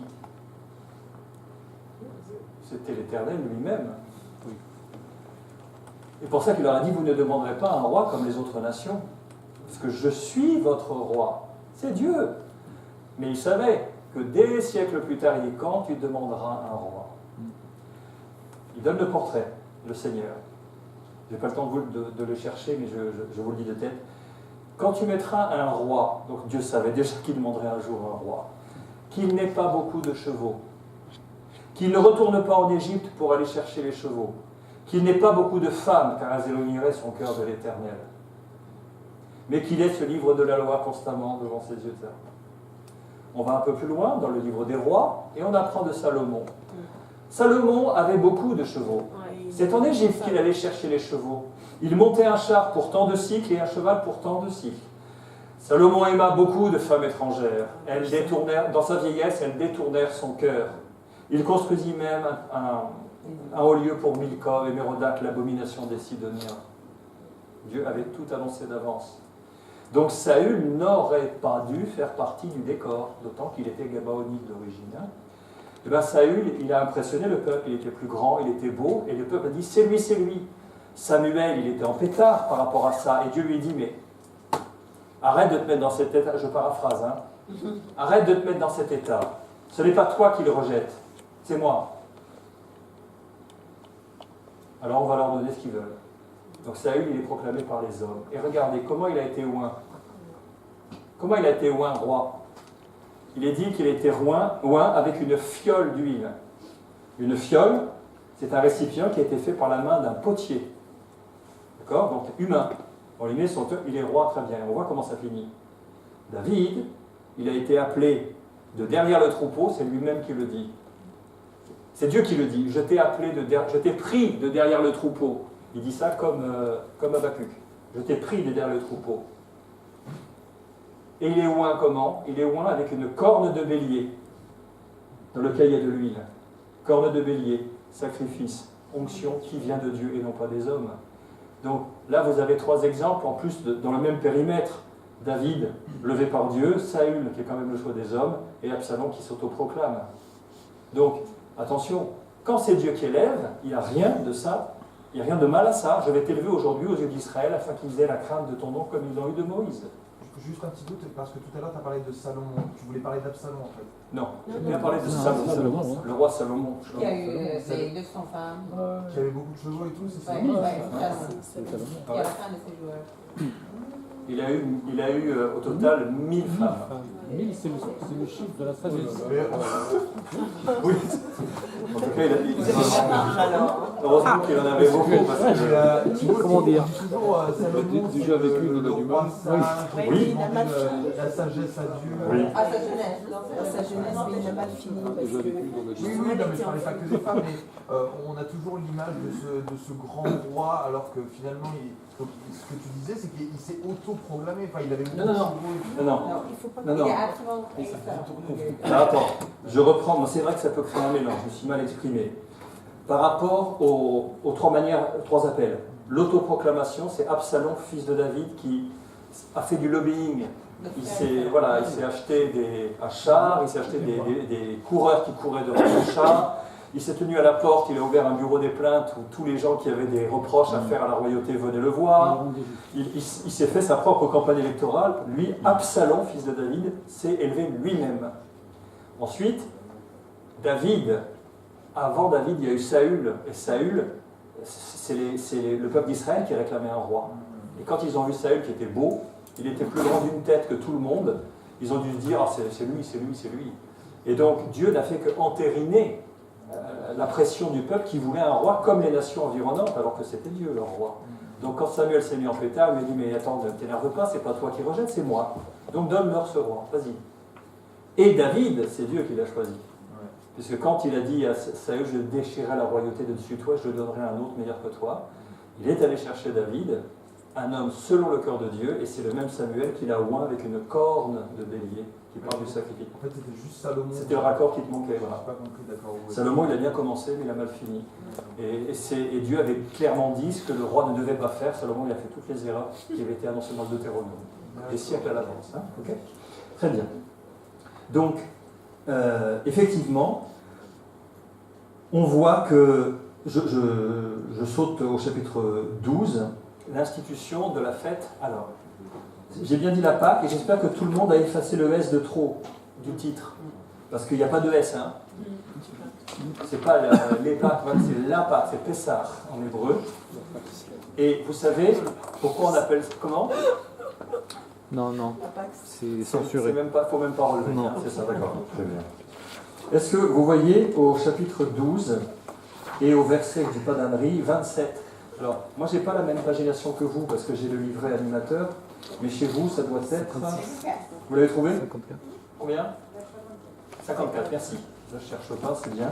Il est dit, c'est le sacrifice de Pâques en l'honneur de l'Éternel qui a passé par-dessus. C'est pour ça qu'en anglais, on dit Passover.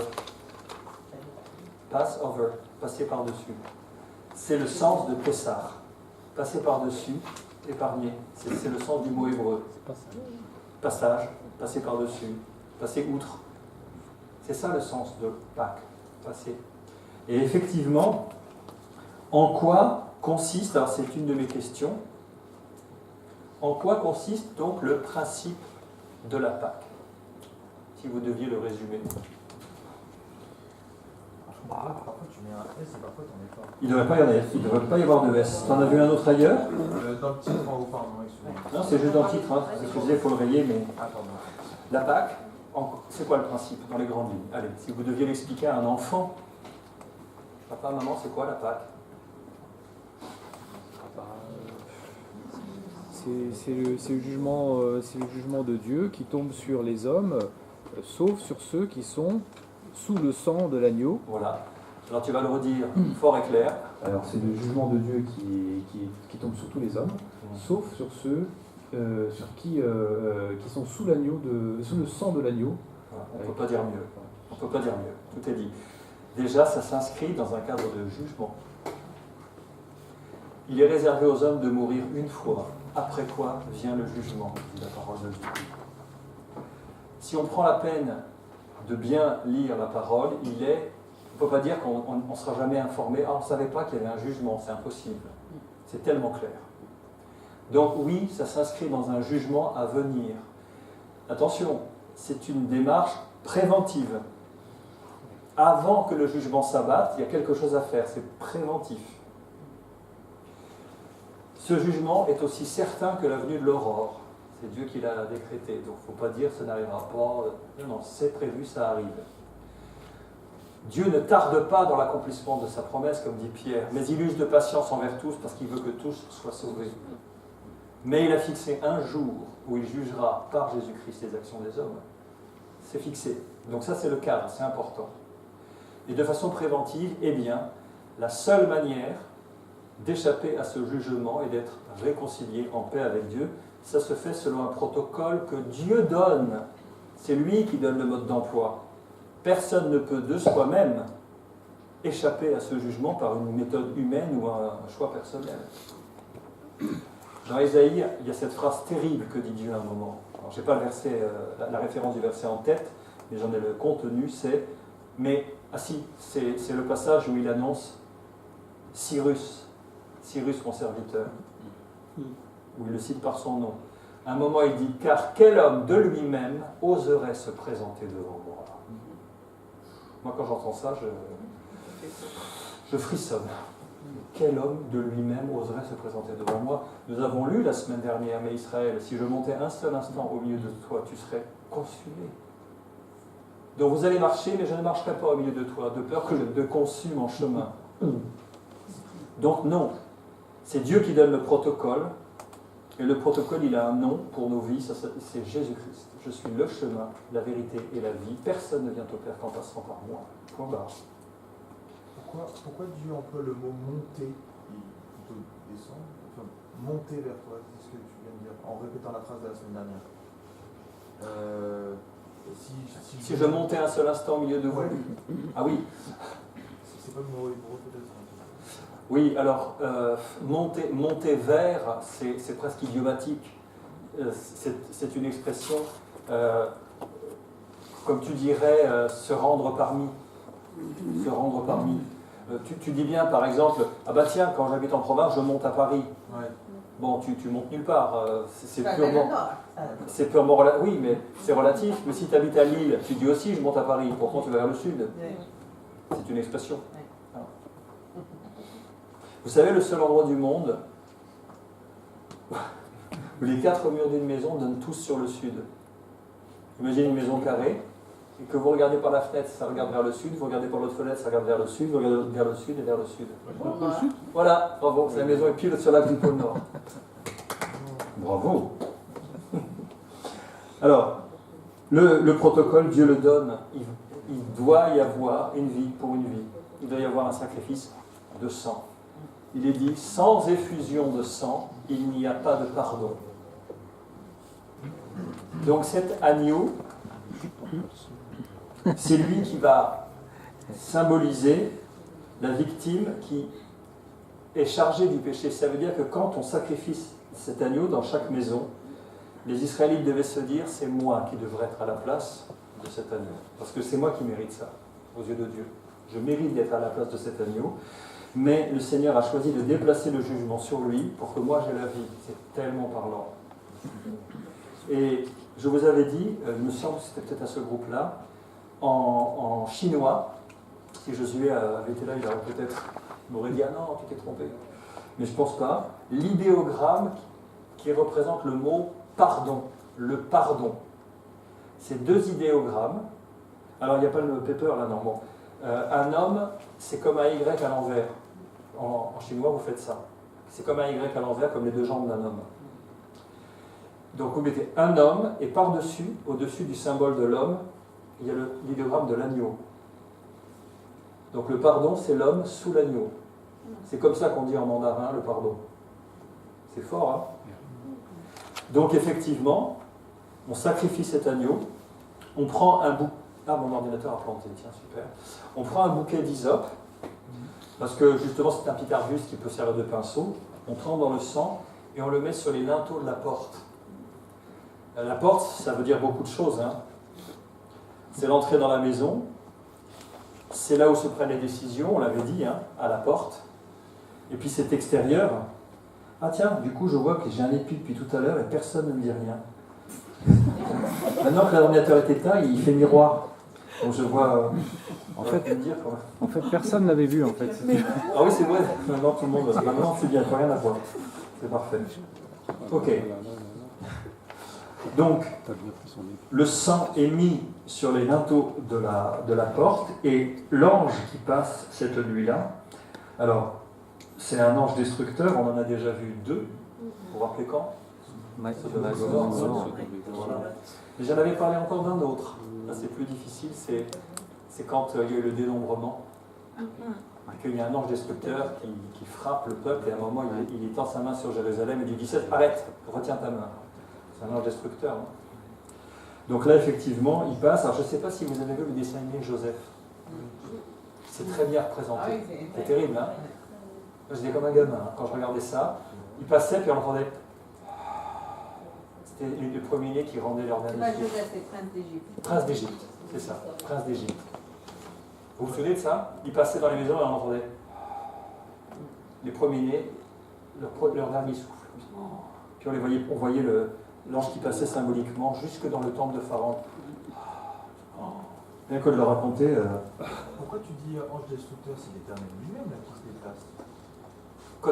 Quand il dit je, quand l'Éternel dit je, il envoie ses messagers. Tu sais, par exemple, quand il y a eu l'ange de l'Éternel qui s'est déplacé pour parler à Abraham, il avait avec lui 2 anges destructeurs. Oui. Les échanges que Abraham avait n'étaient pas avec les 2 anges, il était avec l'ange de l'Éternel. Et puis après, les 2 anges destructeurs sont allés vers Sodome, mais l'ange de l'Éternel est resté parler avec Moïse. C'est là où il y a l'épisode de l'intercession. Oui. Voilà.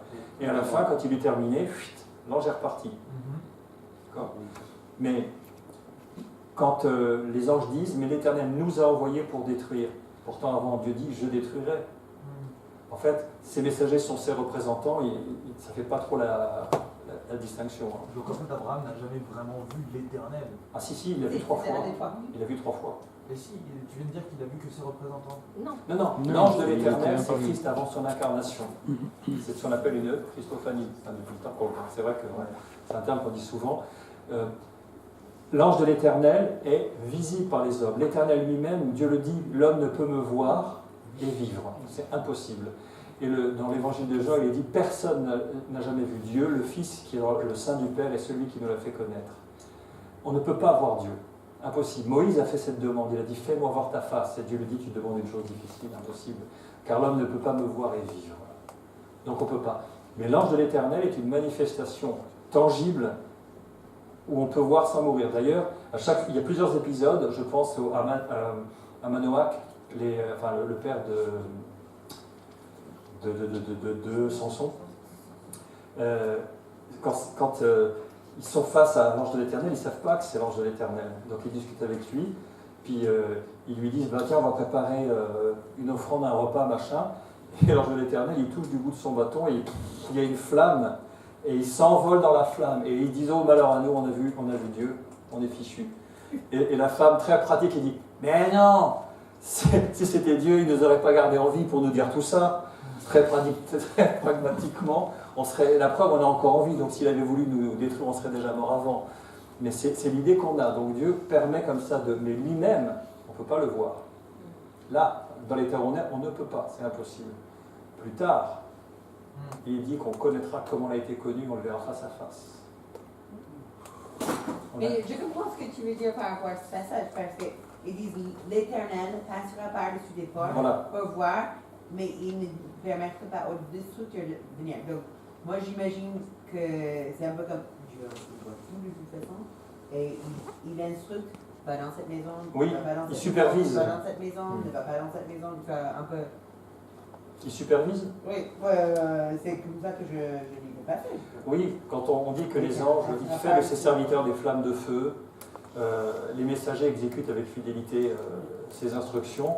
Dieu ne se déplace pas lui-même pour ce genre de choses, il a des serviteurs, il envoie. Et on s'était même posé la question quand il dit je vais voir pour Sodome et Gomorrhe si tout ce qu'on m'a dit est vrai. C'est étonnant. Mais parce qu'il ne peut pas avoir le mal de lui-même, on le lui rapporte. Mais ils disent que l'Éternel est passé par-dessus les portes. Il y a oui. mot ici, donc oui, et regarde, il était présent. On avait lu avant ça. Cette nuit-là, je passerai dans le pays d'Égypte, l'Éternel monte d'un nuage rapide, etc. C'est peut-être l'ange de l'Éternel d'ailleurs. Mais il faut se mettre juste d'accord, quand on dit l'Éternel, il ne faut pas oublier qu'il y a la Trinité. Hein. Il y a la Trinité. Le Fils avant son incarnation, c'est l'ange de l'Éternel. Quand il est venu, le Seigneur Jésus, quand il a dit à ses disciples, mais qui me voit le Père. Il était vrai, c'est ça l'incarnation. Qui me voit le Père. C'est-à-dire que le Seigneur s'est présenté à nous avec une échelle de mesure qui parle à tout le monde, c'est-à-dire un être humain. Donc quand on voit Jésus, on sait comment fonctionne Dieu, quel est le cœur de Dieu, quelles sont ses qualités, parce que c'est un homme semblable à nous. Ça nous permet la comparaison. Mais personne n'a jamais vu Dieu lui-même. Donc le principe, effectivement, on prendra un agneau pour chaque famille et on le partagera si la maisonnée n'est pas assez nombreuse. L'hébreu d'ailleurs dit, non pas par maison, ils disent par maison de père. L'expression hébraïque c'est par maison de père. Père comme le papa, hein, par maison de père. Ça veut dire qu'il y a un père avec la maisonnée, derrière et toute la famille. Hein. C'est pas simplement une maison comme ça, il faut qu'il y ait une famille à l'intérieur. C'est pour ça que parfois, il pouvait y avoir par exemple une veuve ou autre, hein, ça peut arriver, c'est pour ça qu'ils réunissaient s'il n'y avait pas assez pour une maison. Et le verset 5 du chapitre 12 est important. Ce sera un agneau sans défaut, mâle, âgé d'1 an, un agneau ou un chevreau. Vous le garderez jusqu'au 14e jour de ce mois. Ça veut dire que sur 4 journées, il doit être gardé 3 jours au milieu de tout ça. Pourquoi? On avait parlé de ça. Voilà, pour vérifier qu'il n'a pas de défaut. Parce que certains défauts, s'il boite, on le voit tout de suite. Mais s'il est aveugle, on ne le voit pas tout de suite. Il faut le voir se taper dans les murs ou je ne sais pas quoi. Puis s'il a de la gale ou des dartres, une dartre d'ailleurs, hein, c'est féminin, il faut qu'on puisse l'observer, regarder dans la laine s'il n'a pas des croûtes et des machins comme ça. Parce qu'on n'offre pas au Seigneur un agneau avec des défauts. On l'avait lu ce passage dans le Lévitique, il précise bien, hein, attention, hein, ne m'offrez pas. D'ailleurs, à un moment, il y a une phrase qui est terrible, où Dieu reprend en disant à Israël qu'il leur offrait, c'est terrible, hein, les plus beaux agneaux, c'est gardé pour eux, ils allaient offrir en sacrifice tous les rebuts. Et Dieu dit, mais celui-là ton sacrifice, mais donne-le à ton gouverneur. Dieu dit ça, mais pas à moi. Il dit ça, hein, donne-le à ton gouverneur, ton agneau de travers, là. Donne-le à ton gouverneur, mais je suis l'Éternel. Il dit ça. Hein. Donc bon, pourquoi, à votre avis, le Seigneur Jésus-Christ a-t-il passé 3 jours à Jérusalem avant d'être crucifié? On l'avait dit pour justement qu'on vérifie s'il avait des défauts. On voulait le faire tomber et personne n'y est parvenu. Qui de vous me convaincra de péché? Et effectivement, il a été soumis à toutes les inspections, jusque à la cour où il y a Caïphe et tous les pharisiens qui étaient là, qui essayaient des faux témoignages. Rien n'a pris, rien. Et en fait, il a été crucifié sur aucun témoignage. Il a été crucifié parce qu'il a dit « Je suis le Messie, Dieu, c'est mon propre Père. Qu'avons-nous besoin de témoins? Vous l'avez entendu vous-même. » Il a déchiré ses vêtements, il mérite la mort. Mais jusque-là, personne ne lui a trouvé de défaut. C'est pour ça que c'est prophétique, cet examen pendant 3 jours, vous voyez. Et pourquoi, à votre avis, rôti au feu? Et il est même précisé derrière, attention, hein, vous ne le mangerez pas à demi-cuit ou bouilli, mais il sera rôti au feu, avec la tête, les jambes et l'intérieur. Vous n'en laisserez rien. S'il en reste, vous le brûlerez au feu. Pourquoi? Pourquoi au feu? C'est la sanctification, le feu. Alors, dans ce cas-là, ce n'est pas la sanctification. Bien que le feu purifie, oui, ça je prends, mais pas dans ce contexte-là pour l'instant. Le sang? Le sang, c'est l'âme.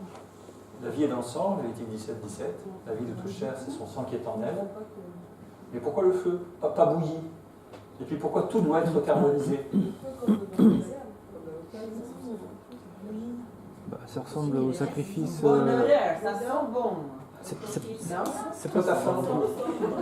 Il n'y avait pas un sacrifice très sain où il fallait brûler complètement la. Si, c'est la suite de ça. Hein. Ouais, au terme des 3 jours, quand il est crucifié, le Christ, il descend d'abord en enfer, là où schématiquement on imagine le feu.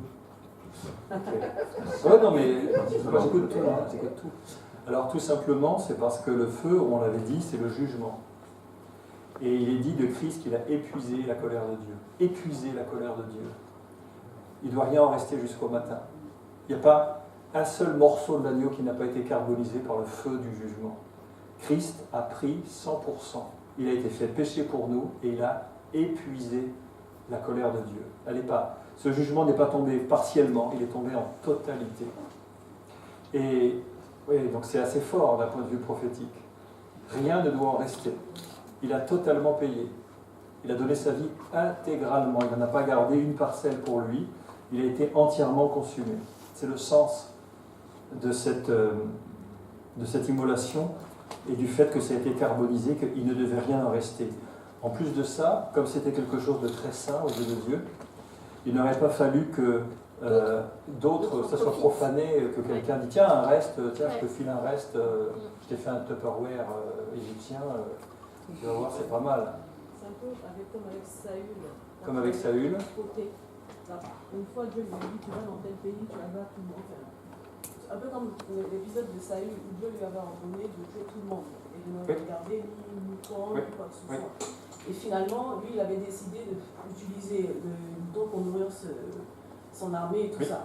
Mais le souci, c'est que quand Dieu extermine et sanctifie, on va dire, comme tu disais, il ne faut pas que ça soit réutilisé parce que sinon, c'est comme si c'est propager un péché. Oui, alors dans ce cas, effectivement, tu parles de l'épisode contre les Amoréens.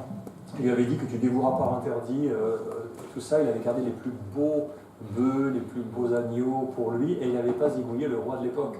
Il avait même fait monter sur son char, et après le prophète était arrivé en disant mais attends, puis il a zigouillé Saül, et lui-même il a zigouillé le roi en question. Effectivement, alors pour ce qui est du parallèle, quand Dieu demande quelque chose, il faut obéir à 100%, il faut appliquer à 100%. Et on le retrouvera ça dans le Lévitique, et même dans le tabernacle, quand il va être question de préparer l'autel des reins, avec les 4 cornes et la grille des reins, et il y aura une description très très précise que l'agneau du sacrifice sur la grille des reins, il doit être consumé en totalité. Et qu'on pourra jeter les cendres hors mais quand tout aura été complètement consumé. Parce que c'est pour montrer que l'œuvre de la rédemption est totale, elle n'est pas partielle, elle est parfaite. Christ, et j'aime bien, c'est un pasteur un jour qui a utilisé cette expression, et je la réutilise tout le temps, il a épuisé la colère de Dieu. Épuisé au sens comme quand il n'y a plus rien, épuisé la colère de Dieu. C'est-à-dire que le dernier péché de la dernière personne sur terre est passé par Christ. C'est pour ça que bouillir l'agneau, ça ne le fait pas. Même si vous ajoutez un peu de romarin, un peu de sel de Guérande, voilà.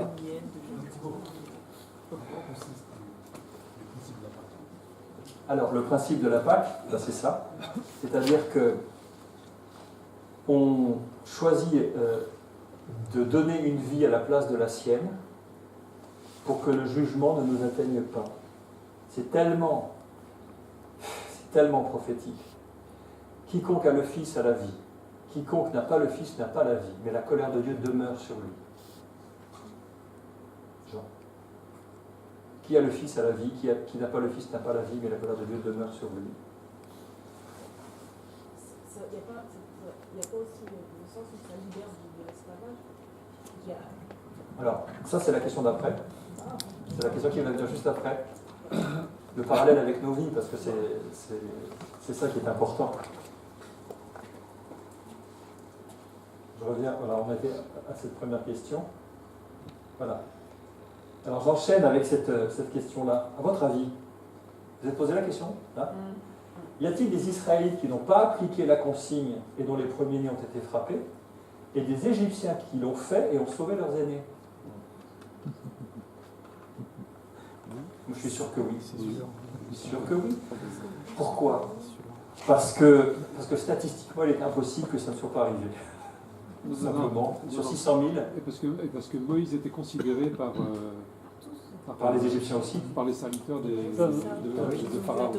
Puis attends. Ils ont dû se dire, attends, il dit ça. Tu t'es tapé 9 fléaux ils ont tous été annoncés, ils se sont tous produits. Et là, on t'en annonce un 10e, et puis là, attention, quelqu'un a fait observer que les 9 premiers n'étaient pas mortels. Mais le 10e, c'est pas la même affaire. C'est mortel. Donc là, tu prends au sérieux. Et effectivement, je pense même que dans la cour de Pharaon, dans son entourage, certains devaient lui dire « Mais arrête, quoi, laisse-les partir ». On a dû lui dire ça, on dit « Mais avec respect, probablement, on dit « Arrête ta folie, on va la décider ». D'ailleurs, je crois même que ça a été dit. Hein. Je crois qu'il y a un passage où on lui a même conseillé, ça prend des proportions, Pharaon, il faut arrêter, quoi. Il faut arrêter maintenant. Eh bien, je suis sûr, effectivement, pourquoi? On le sait, parce que quand ils partent, qu'est-ce qu'il est dit? Est-ce qu'il y a juste les Israélites qui sont partis? Non, parce qu'à un moment, ils disent une multitude de Bravo. gens de toute espèce montèrent Exactement. avec eux. Donc pour moi, il y avait tout le monde. Hein. Exactement. Enfin, tout le Il monde. n'y avait pas que des Israélites. Voilà. Il y a dû y avoir, effectivement, des Égyptiens qui ont dû se dire « Attends, nous, on ne veut pas subir le sort de l'Égypte, on vient avec vous. » Alors, des sympathisants. Mais on peut se poser la question aussi de savoir quelle a été l'implication de ces Égyptiens-là dans l'épisode du veau d'or. Hein. Ouais, c'est ça.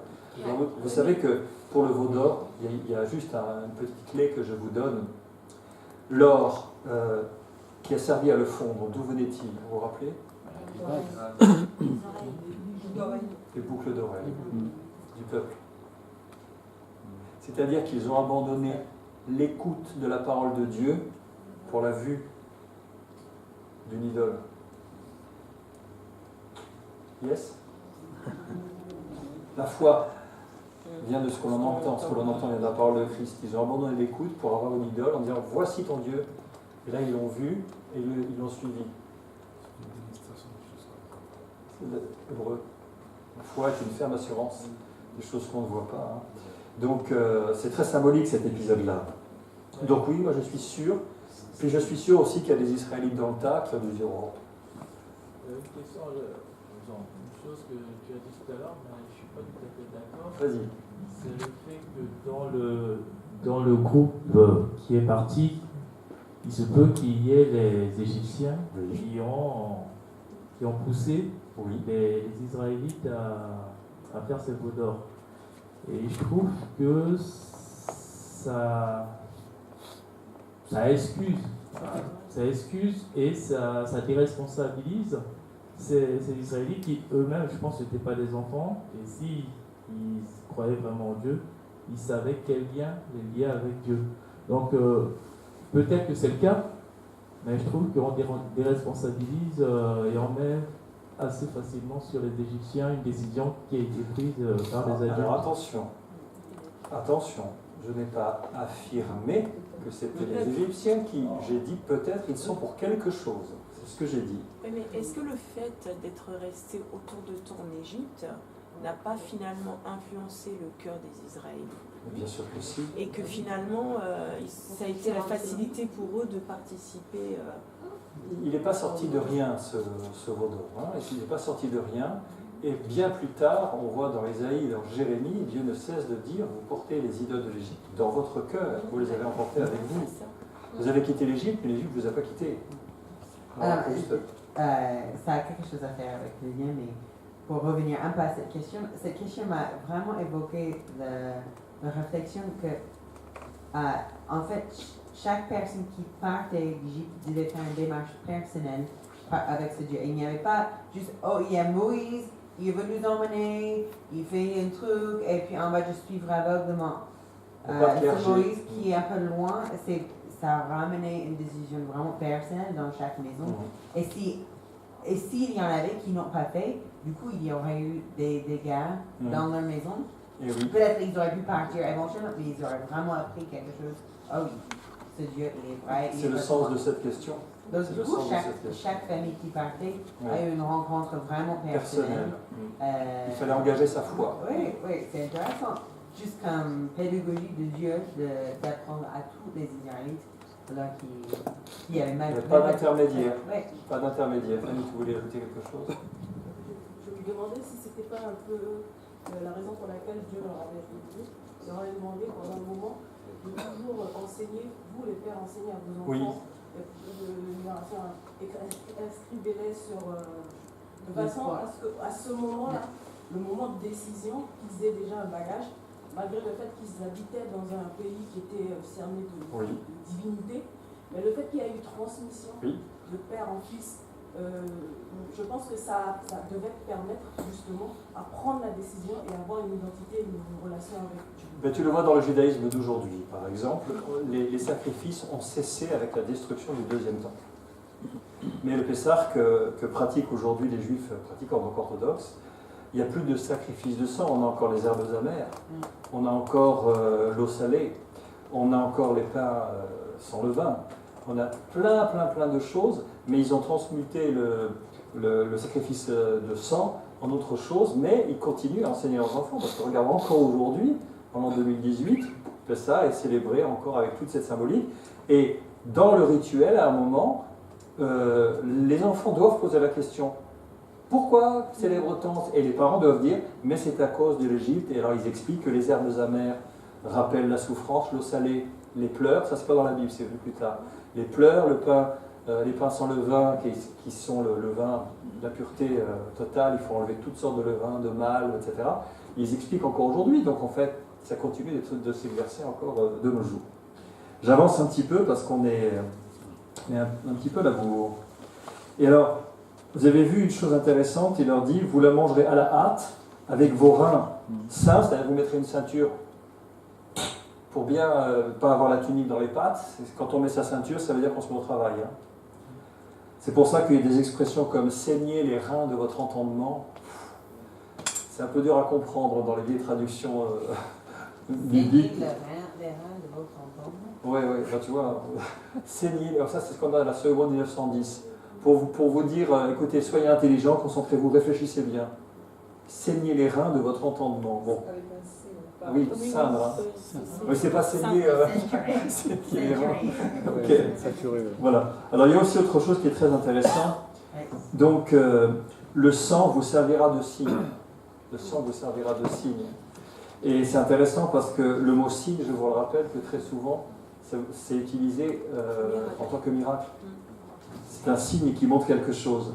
Sur les maisons où vous serez, je verrai le sang et je passerai par-dessus vous, donc le Passover, et il n'y aura pas de plaie qui vous détruise quand je frapperai les Égyptiens. Et ce qu'on a vu plus haut, c'est qu'il est dit, et vous verrez la différence que l'Éternel fait entre l'Égypte et Israël.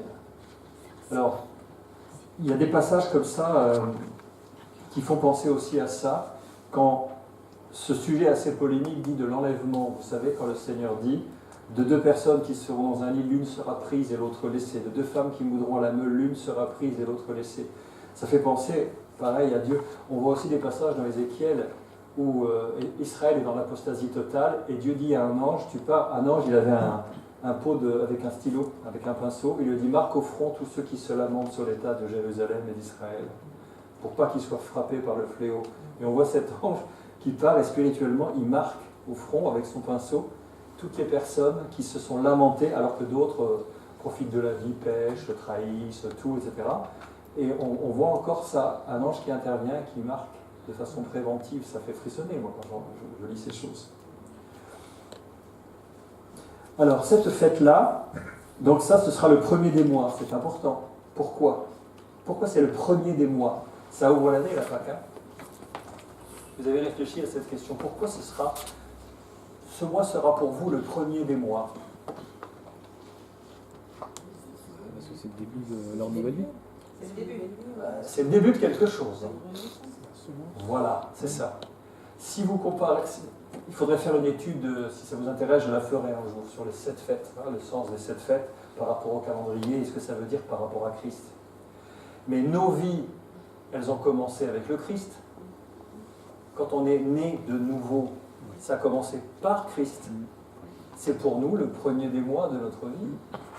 C'est pour ça que ça commence l'année. C'est ce que les Juifs appellent Rosh Hashanah. Rosh, c'est la tête de l'année. Voilà. Nos vies ont commencé avec Christ, c'est le début de tout. Vous n'entrerez pas dans les autres fêtes si vous n'êtes pas entré par cette fête-là d'abord. Il faut qu'il y ait le sacrifice de sang pour qu'on ne soit pas atteint par la plaie, qu'on ait réglé nos comptes avec Dieu. C'est le premier des mois. Et on voit ensuite qu'il y a la question du pain sans levain. Le levain, qu'est-ce que ça signifie dans la Bible? Oui, c'est pas positif déjà. C'est le péché. C'est le péché. bactéries. Oui, ce sont des bactéries au départ, le levain. Alors, en général, pas en général, tout le temps, la parole de Dieu est très cohérente. Quand un élément comme le levain, vous le lisez, c'est toujours négatif. À commencer par là, le pain sans levain. Puis l'apôtre Paul, qui connaît bien cette culture-là, puisqu'il est juif lui-même, il dit soyez une pâte nouvelle, non pas avec le levain de la méchanceté, mais un pain pur, etc. Le levain, c'est le péché. Ne savez-vous pas qu'un peu de levain fait lever toute la pâte? Du genre un tout petit peu de péché dans vos vies, puis boum. Donc, à propos de Matthieu 13, les paraboles du royaume, le royaume de Dieu est comme une femme qui pétite 3 mesures de fleur de farine et qui met du levain. Beaucoup ont dit, ah mais le levain c'est la croissance miraculeuse de l'Église. Je ne suis pas d'accord pour dire que tout à coup, le levain qui veut dire le péché tout au long de la Bible, on lui donne un sens complètement contraire. Parce que si vous relisez bien les paraboles du royaume, vous verrez qu'il fait toujours la distinction entre 2 populations. Il en est comme d'un champ dans lequel il y a du blé, puis quelqu'un a mis de l'ivraie. Le royaume de Dieu est comme les anges, comme un pêcheur qui lance un filet dans la mer et font après le tri. Il en sera de même quand, à la fin des temps, les anges retireront les méchants du milieu des justes. Relisez bien ces paraboles, et vous allez vous rendre compte que cette femme qui prend 3 mesures de fleur de farine, donc la pureté, 3, on a vu qu'Abraham, la fleur de farine, vous vous souvenez, elle met du levain consciemment dans l'église. Et on voit, méfiez-vous du levain des pharisiens, ils comprirent qu'il leur parlait de l'enseignement. Je vous conseille de relire Matthieu 13 avec cette perspective. Le levain, c'est pas bon. Et les oiseaux du ciel qui viennent s'abriter sous les branches. Les oiseaux, il en a parlé juste avant, c'est eux qui dévorent la parole du semeur pour pas qu'on puisse être sauvé. C'est ces mêmes oiseaux qu'on retrouve après dans l'arbre. Ça veut dire quoi? Réfléchissez bien à ça. Relisez dans cette perspective. Donc, les pains sans levain, vous savez, vous les avez vus les pains azimes, les azimes, encore aujourd'hui. Ronds, plats et perforés de plein de petits coups. Tiens.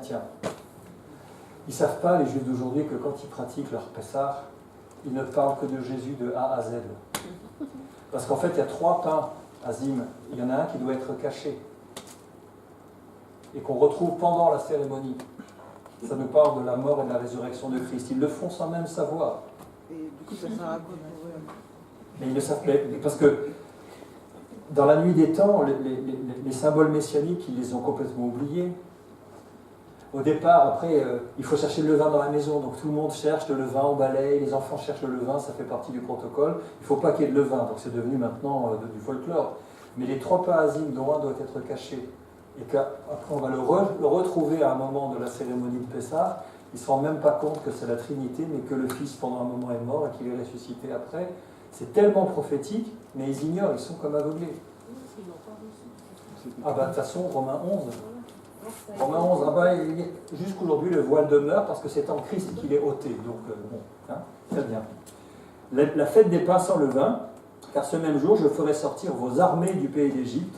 Alors ça j'aime bien ça, parce qu'il dit vos armées, et plus tard ils partirent en armée, il est dit. En quoi ça nous parle ça pour nos vies à nous?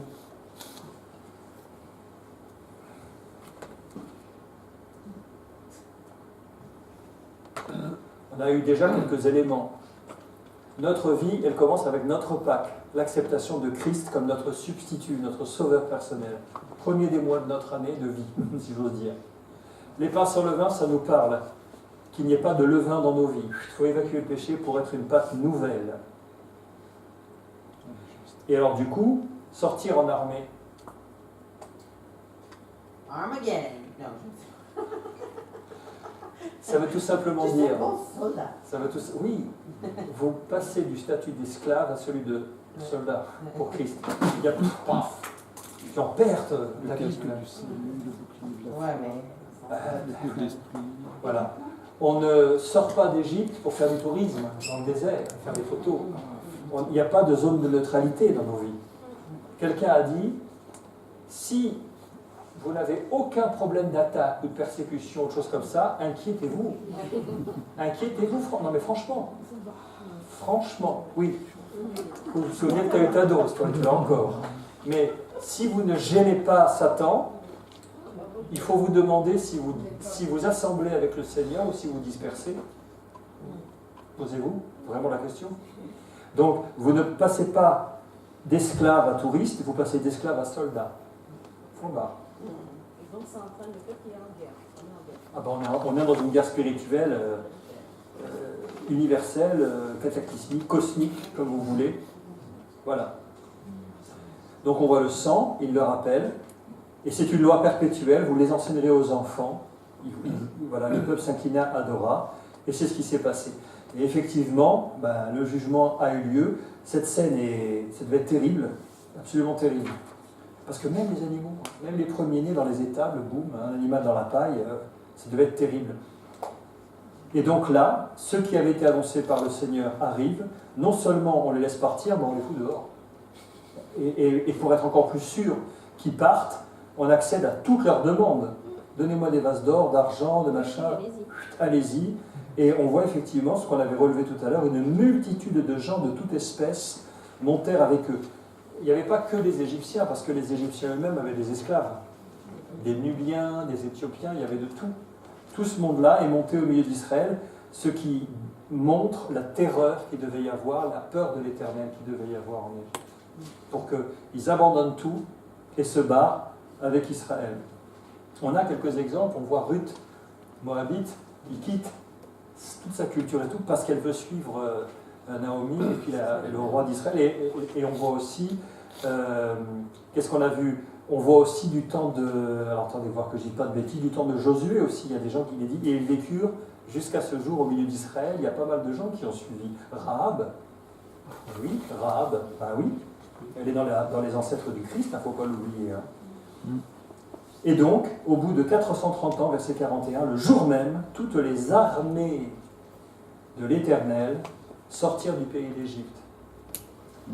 Et à propos de cette armée, si je vous parle de Balaam, le devin, ça vous parle un peu Balaam dans les nombres? Avec la naisse. Comment dis-tu? Avec la naisse. Oui. Ah oui, c'est alors ça, je pense que le coup de l'ânesse dans l'école du dimanche, les gosses, ils ont dû en souper, parce que c'est le genre de truc, tout le monde s'en souvient, et puis c'est quand même un livre un peu étrange, le livre des nombres, parce qu'on se dit, oh là là, il n'y a que des dénombrements, qu'est-ce que c'est fatigant, qu'est-ce que c'est si, mais il y a quelques épisodes hyper intéressants, les espions, et il y a plein d'épisodes, on pourrait presque les scénariser, mais à un moment, vous savez qu'il s'approche du pays de Moab, et le roi des Moabites a peur d'Israël, et il fait appeler un devin, un voyant, qui s'appelle Balaam, en lui disant tu vas maudire Israël. Et au lieu de maudire, lui à chaque fois, il bénit. C'est terrible. Mais enfin terrible pour Moab. Et j'aime beaucoup quand il dit mais enfin, tu ne veux pas le maudire, mais au moins ne le bénis pas, quoi. À la fin, je ne peux pas dire autre chose que ce que l'Éternel m'a donné de dire. Et à un moment, il a une vision. Pour moi, je peux vous dire que c'est, je vous fais un petit secret, c'est Nombre 22, 23 et 24. Vous voulez que je vous dise un secret? Est-ce que vous voulez que je vous dise le verset qui me fait le plus frissonner dans la Bible? Non, je vous le dirai. Si, je vais vous le dire. C'est dans Nombre, c'est 17. C'est Nombre 24, verset 17. Je le vois, mais non maintenant. Je le contemple, mais non de près. Un astre sort de Jacob, un sceptre s'élève en Israël. Il parle du Christ. Il parle du Christ. Et là, ça se passe dans très très longtemps, et le prophète le sait que c'est dans très longtemps. Un astre sort de Jacob, Christ l'étoile du matin. Un sceptre s'élève en Israël. Il perce les flancs de Moab et il abat tous les enfants de Seth. Ils seront maîtres des dômes. Celui qui sort de Jacob règne en souverain. Alors, justement, pourquoi je vous parlais de ça? Parce que la première fois, quand il bénit, il regarde le camp, et il regarde le camp d'Israël parfaitement alignés comme un camp militaire, avec 3 tribus au nord, 3 tribus au sud, 3 tribus à l'ouest, 3 tribus à l'est, les Lévites autour, le tabernacle au centre, la nuée, et ils voient ça. Et la notion d'armée, vous savez, elle est présente même dans le Cantique des Cantiques, et pourtant une ode à l'amour, etc. Il dit « Comme tu es belle, ma femme, ma fiancée, mais terrible comme une armée sous sa bannière. Tes colliers, c'est comme une tour forte avec des boucliers. » Tous les parallèles, c'est militaire. Et c'est comme ça que Christ nous voit, ou aimerait nous voir. On est censé être une armée. Les chrétiens ont peur de l'ennemi, des démons, etc. J'ai été frappé. C'est lui qui devrait avoir peur de nous. C'est lui qu'on devrait mettre en déroute, n'est-ce pas? Alors on arrive à la fin, et on voit que, effectivement, pour participer à ces différentes fêtes, il y a une condition importante. Voilà. Il faut être circoncis. Il faut être circoncis, parce que c'est le signe de l'alliance. On n'entre pas à la légère, aucun étranger. Mais là où c'est bon, c'est quand même qu'il dit, mais ok, mais si l'étranger, il est circoncis, un esclave acheté, ouais, ça va, il pourra participer parce qu'il participe à l'alliance. Et qu'est-ce que vous pensez du verset 48 ? On ne la mangera que dans la maison, la Pâque. Vous n'emporterez pas de chair hors de la maison. Et vous ne briserez aucun os. Et vous pouvez penser à quoi, ça ? Vous ne briserez aucun os. Vous ne briserez aucun os. Parce que Jésus renvoie Jésus sur la croix. Eh bien, si vous regardez le petit encadré qui se trouve sur le côté, j'ai mis 2 versets parallèles. J'ai mis le psaume 22, versets 15 à 19, et Jean 19, 32-33. Psaume 22. Je suis comme de l'eau qui s'écoule, et tous mes os se séparent. Mon cœur est comme de la cire, il se fond dans mes entrailles. Ma force se dessèche comme l'argile, et ma langue s'attache à mon palais. Tu me réduis à la poussière de la mort. Car des chiens m'environnent, une bande de scélérats rôdent autour de moi. Ils ont percé mes mains et mes pieds. Je pourrais compter tous mes os. Eux, ils observent, ils me regardent, ils se partagent mes vêtements, ils tirent au sort ma tunique. Le roi David, 8 siècles avant, a vécu de façon prophétique les souffrances du Christ. J'attire votre attention sur le fait que ce que le Christ a ressenti au moment de la crucifixion n'est pas décrit dans le Nouveau Testament. Ce n'est que dans les psaumes que vous en avez la description. Vous avez remarqué ça ? On reste factuel dans l'Évangile. Il a dit « j'ai soif ». Tout est accompli. Ils le crucifièrent là, avec un brigand. C'est factuel, mais ce qu'il a vécu, ressenti, vous l'avez dans le psaume 22, entre autres. On a toute une partie sur les psaumes prophétiques de David, vous verrez.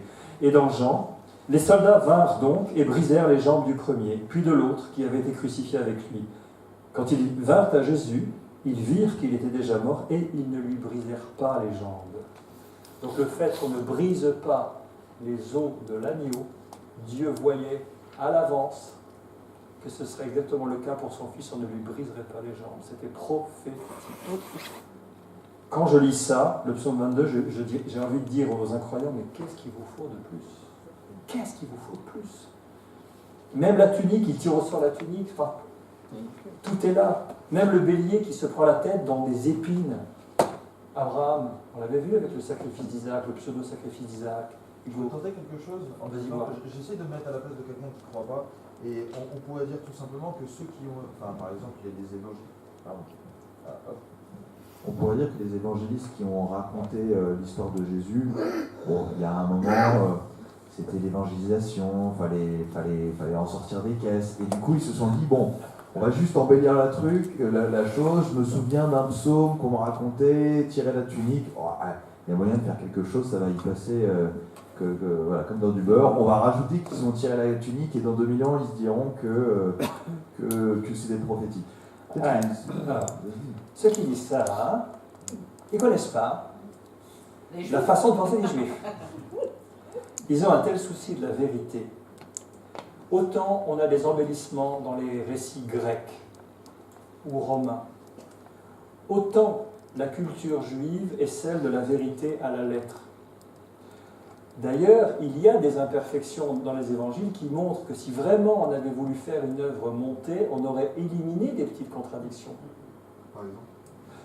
Par exemple, quand tu regardes les évangiles en synoptique, on dit tiens, par exemple, un tel, il a dit quand le coq aura chanté 3 fois, tu m'auras renié. Un autre dit avant que le coq ne chante, tu m'auras renié 3 fois.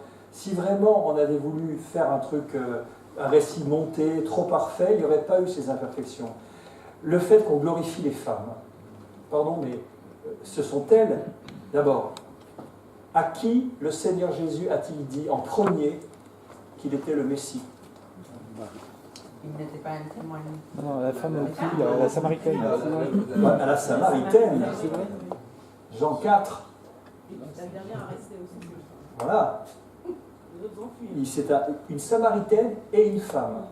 Si ça avait été des pharisiens qui avaient écrit ça, jamais ils auraient laissé ça.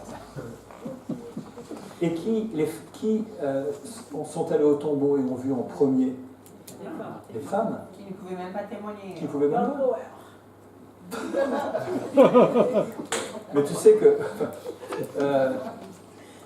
le témoignage d'une femme, c'est la moitié du témoignage d'un homme. Donc il faut 2 femmes pour égaler le témoignage d'un seul homme. On ne voit pas de polémique. Maintenant. Mais tu vois l'idée. Alors tu sais, il y a eu tout un épisode de là qu'on appelle la critique scientifique de la Bible, l'école allemande, dans les années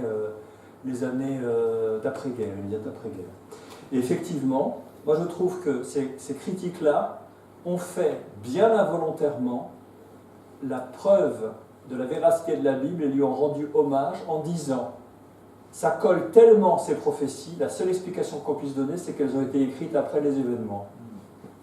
Et c'est là que sont arrivés les manuscrits de la mer Morte, quand on a retrouvé les 66 chapitres d'Ésaïe, enfin, les chapitres c'est venu au Moyen-Âge, mais le rouleau intégral d'Ésaïe daté, et que là on ne pouvait plus dire, ah ben non.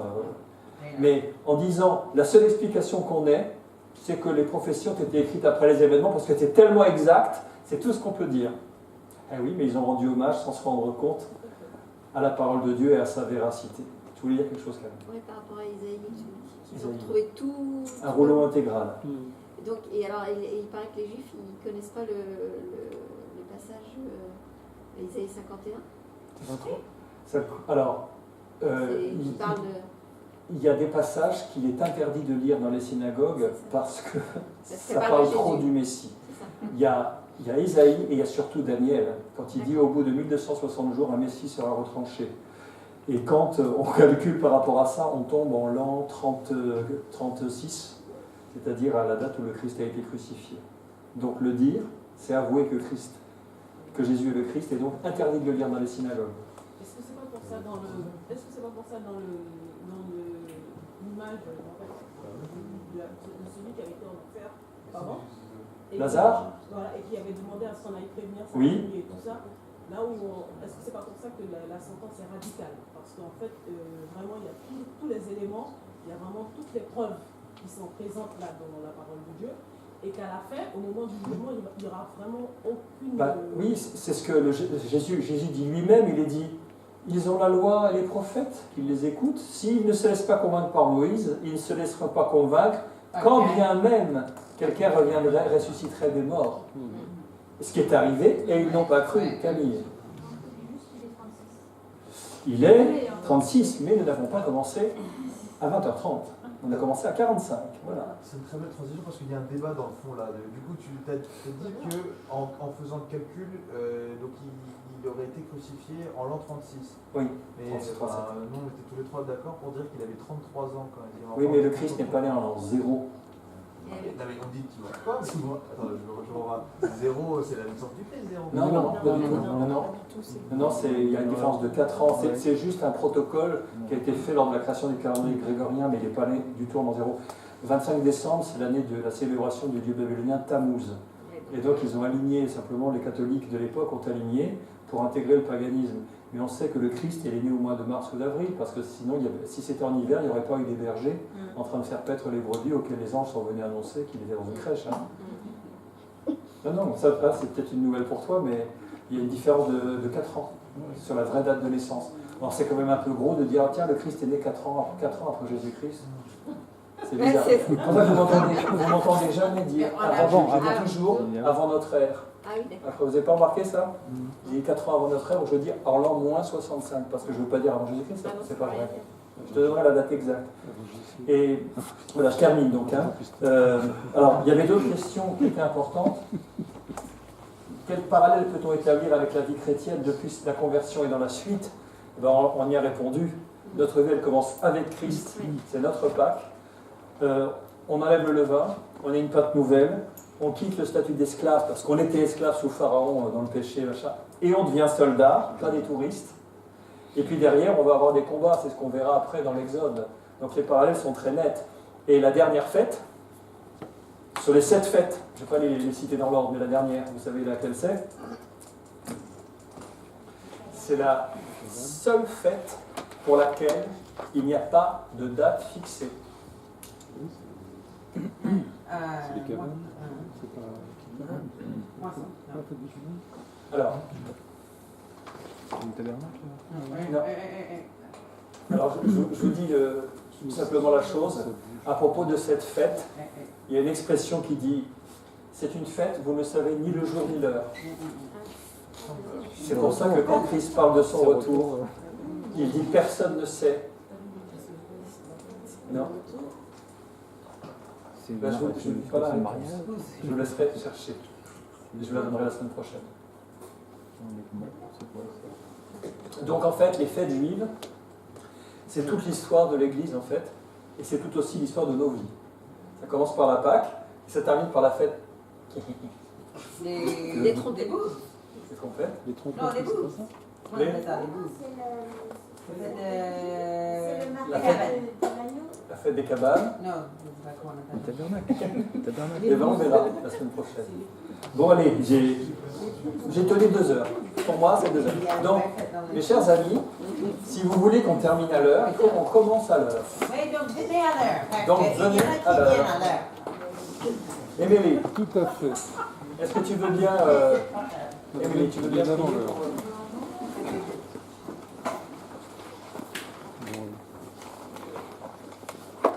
Seigneur, je remercie vraiment pour ce moment où on peut poser ta parole, on peut rendre compte des choses qui nous semblent si loin, qui nous semblent une histoire, qu'on pourra regarder dans les dessins animés, mais c'est tellement plus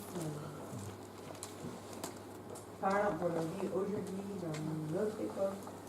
Seigneur, tes vérités sont transcendantes. Ça s'applique à chaque époque, à chaque temps, Seigneur, et tu as instauré quelque chose dans cette première acte que tu voulais nous communiquer jusqu'aujourd'hui. On me fait voir là-dessus que c'était pas notre époque, ça me concerne plus de Jésus, j'ai pas besoin de comprendre. On va comprendre qui tu es, on va comprendre ton projet pour nous, on va rentrer dans ton projet, on ne va pas passer à côté. Je veux dire, quand on est là, c'est le son de l'agneau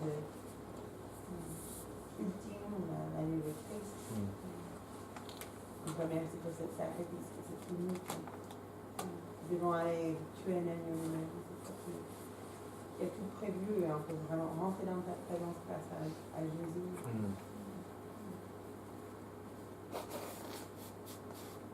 On peut vraiment que cette semaine, tu nous révèles les choses nouvelles pendant qu'on est dans l'erreur, pendant qu'on est dans notre voiture, pendant qu'on fait nos courses, pendant qu'on dort, tu nous réveilles avec une nouvelle compréhension de qui tu es, et puis, avec ça, une nouvelle compréhension de qui tu veux que je sois.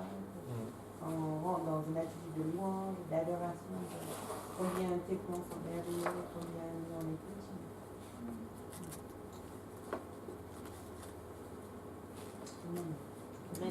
Amen. Eh bien, bon